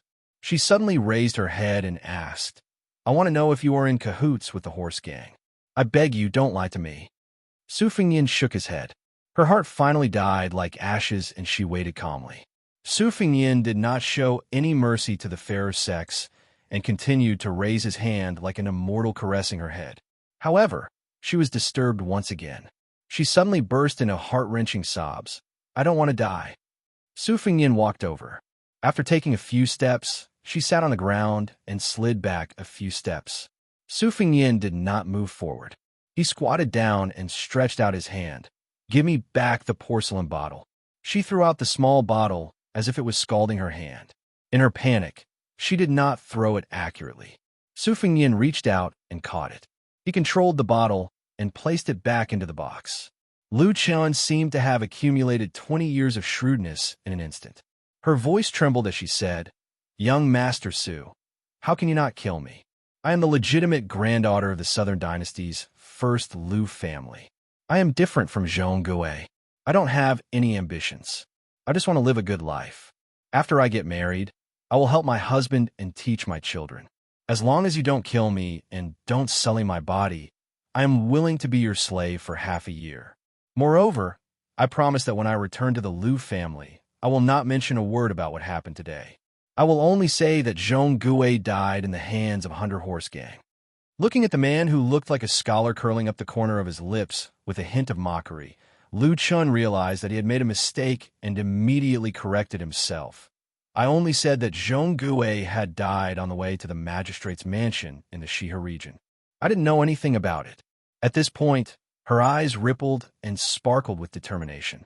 She bit her lips and said slowly, If you don't kill me, I'll say that I've had sex with Zhong Gui. If the Zhong family doesn't believe me, they can get the old maid to check my body. They won't be able to find any flaws. Any man would understand what she meant. She was willing to pay the price of her virginity in exchange for her life. Su Fengyan clicked his tongue and lamented that the human heart was higher than the heavens. Lu Chun saw that he had no intention of killing her.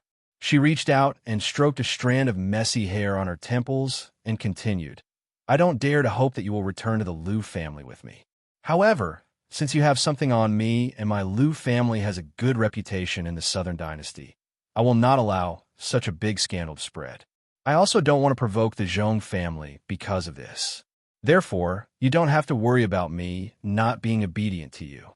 You only need to involve me from afar. I am willing to be your marionette. I believe that with your outstanding skills and wisdom, you'll be able to find a way to control me and not get into danger. Su Fengnian wanted to take out some dates, but found that his bag was empty.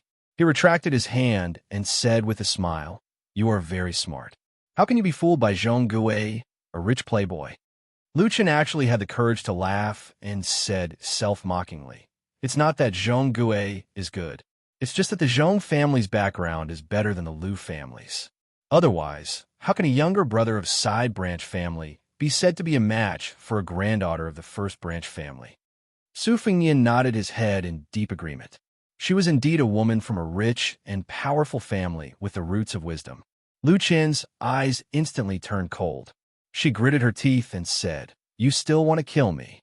Su Fengnian, who had just had the urge to kill, asked curiously, "A woman's intuition?" She asked back, "Isn't it?" Without waiting for Su Fengnian to make a move, Lu Chen stood up and charged at him like a madwoman. She was seeking her own death. She punched and kicked without any rhyme or reason and cried pitifully, "You bastard! Great demon! I'll fight it out with you." She nagged and scolded him as if she was beating him up. Over and over again, she only used a few old-fashioned methods that didn't hurt him at all. Su Fengnian sent her flying with a slap. She was immediately stunned. He looked at the crazy woman who was covering her face and said, "Whether I kill you or not depends on your performance. Bury Zhong Gui first, and then follow me to the hinterland of Shihe region.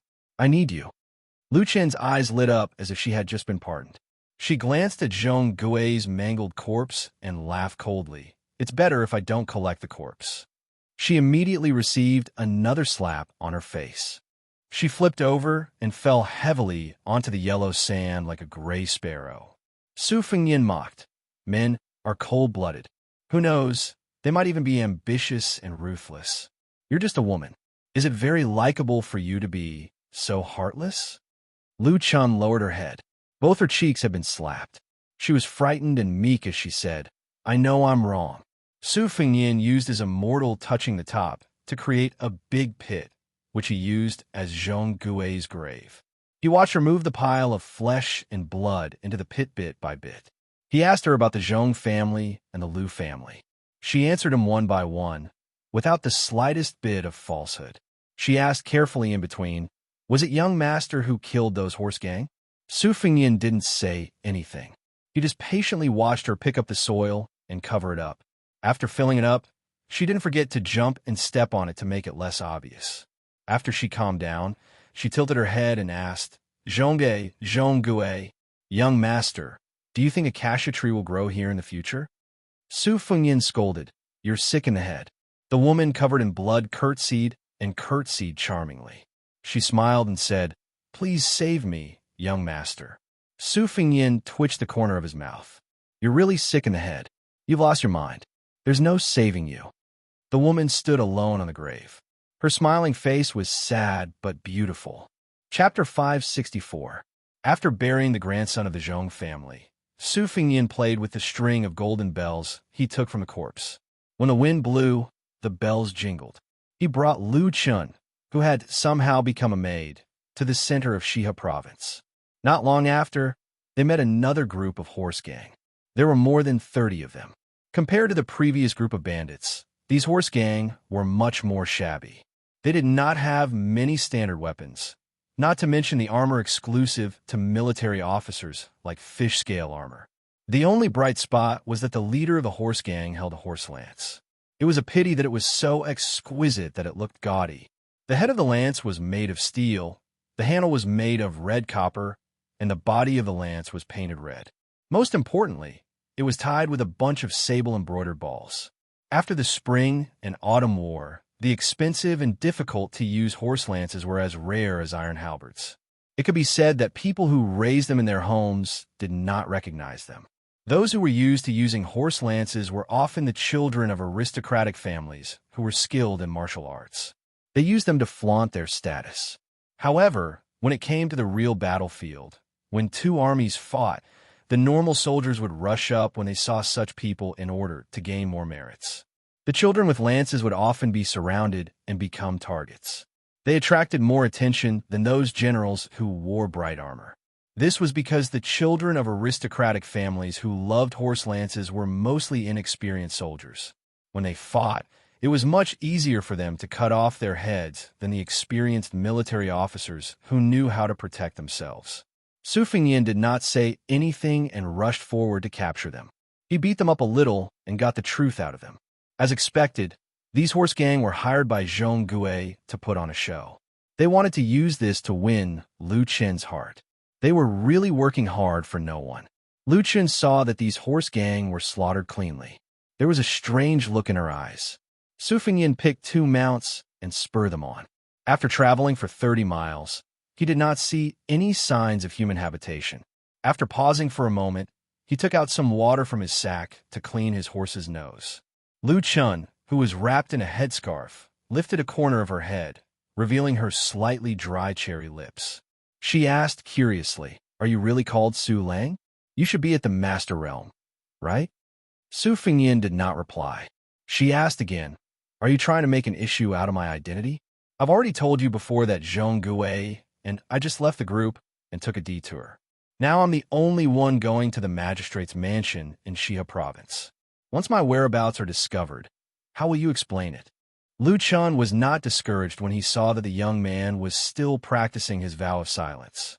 He asked, riding a horse and stopping every 30 miles, "Are you from Bailiang?" Su Fengyan was washing her horse. She didn't even raise her head. She left, put away the water bag, mounted the horse, and continued to move forward. The stubborn Lu Chun struggled to keep up with him and kept pace with him. She tilted her head and stared at the young man who was shrouded in mist like an infatuated woman looking at her lover. Su Fengyan finally spoke, "I changed my mind. I'll leave after I send you to a safe place." Lu Chen's eyes were unfocused. Su Fengyan mocked, "Just a moment ago, you were so desperate that you wanted to be buried with Zhong Gui. How come you're not even willing to collect her corpse in the blink of an eye? Is it just you, or all women with noble surnames like you? Even if I take you in as a concubine maid, you might strangle her to death one night. You won't be able to sleep well." Lu Chen pondered seriously for a moment, as if she was reflecting on herself. She slowly replied, "I hate it when people lie to me. I once told myself that it doesn't matter who I marry in the future. If he sleeps with another woman, he has to tell me first. I don't mind if he doesn't bring her into the family to disgust me. I'll continue to be a good housekeeper. But if I'm the last one to know that he sleeps with another woman and becomes a joke, I'll definitely want to cut off his manhood with a pair of scissors and paint that woman's face until she can't seduce another man for the rest of her life." Su Fengyan smiled and said, "You don't look like that kind of woman. When I first saw you in the Wu family ruins, I mistakenly thought that you were easy to get along with. The kind of woman who doesn't dare to go back to her mother's house to complain after being wronged." Lu Chen bit her lips and said, "But I'm that kind of woman." Su Fengyan smiled faintly and said, "Should I smash your head with a slap?" Her charming eyes were like silk. "Young master, you can't be so heartless." Su Fengyan dismissed it with a smile. It was very interesting to talk to her and watch her do things. It was the same principle as writing about unfairness. It was always unexpected. She sensed that this young master Su was in a good mood, so she went along with it and said softly, "I'm guessing that young master must be from a martial arts family and not a general's descendant like Zhong Gui. That's because young master will feel guilty if he kills someone." Su Fengyan held his stomach and laughed. "What do you know?" She tilted her head and asked with an innocent face, "Did I guess wrong?" Su Fengyan scolded jokingly, "Don't pretend with me. I've seen so many beautiful women that I can't even count them. Your looks aren't even worth 70 cents. It's not worth mentioning." Lu Chen didn't care about this belittling and said to herself, "I've never been a good-looking woman." Su Fengyan changed the topic. "Say, this time, the Zhong and Lu families have joined hands to head to the Xia state capital. Your father, Lu Gui, is leading the Lu family. What do you think they're planning?" Lu Chen shook her head and said, "I've never been concerned about these things, and I don't know about the inside story." Su Fengyan glanced at her limpid eyes and gave up on probing further. Lu Chen smiled and said, "I can't believe it. That Zhong Gui, who's known to be talented and courageous, died just like that. Moreover, he didn't die in a heroic manner at all." Su Fengyan casually threw away the string of golden bells. His original intention was to borrow Lu Qin's identity to go on a killing spree in the heart of Beimang and make a killing spree. However, he found out that the experts of the Zhong family were all present on this trip, especially Zhong Liang, who was ranked 7th among the demons. Even Zhong Shantong, one of the 12 great generals of Beimang, had disguised himself and hid among them. After weighing the pros and cons, he didn't want to get himself into trouble and delay his agreement with white dress Luo Yang. Even if he could escape the Zhong family's pursuit, he might not be able to leave Beimang. Seeing this, Lu Qin smiled and pulled out a dagger from her sleeve. She said straightforwardly, "I was looking for an opportunity to stab you to death. Now, should I give you the dagger or throw it away?" Su Fengnian didn't even turn his head and said, "Keep it.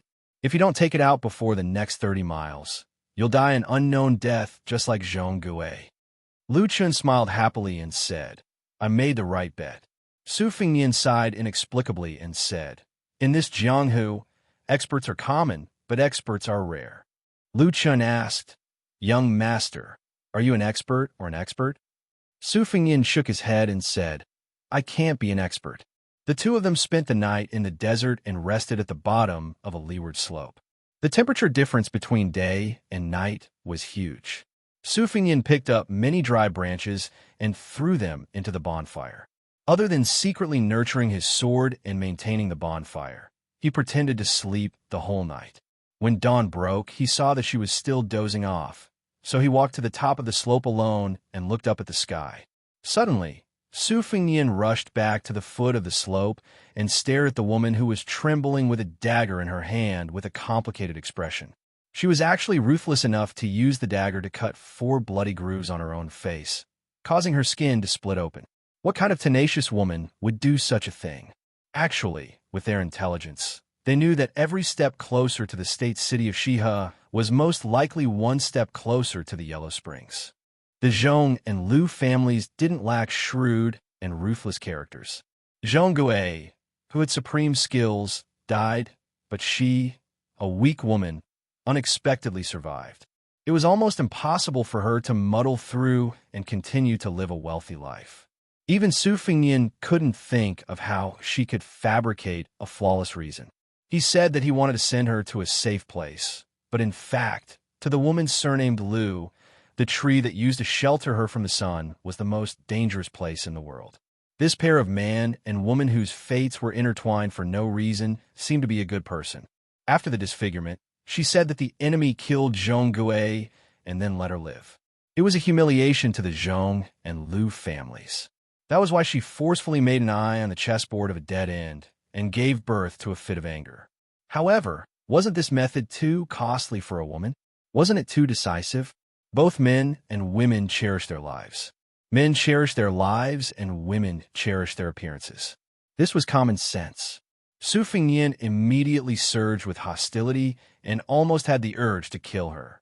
However, he slowly exhaled a mouthful of turbid air and suppressed his murderous intent.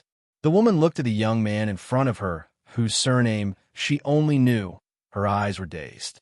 Instead of tears flowing down her cheeks, her face was covered in blood. This woman who had once said that she wasn't good-looking finally stopped looking unfocused, and some tears appeared in her eyes. She held back her tears and smiled. "It hurts,"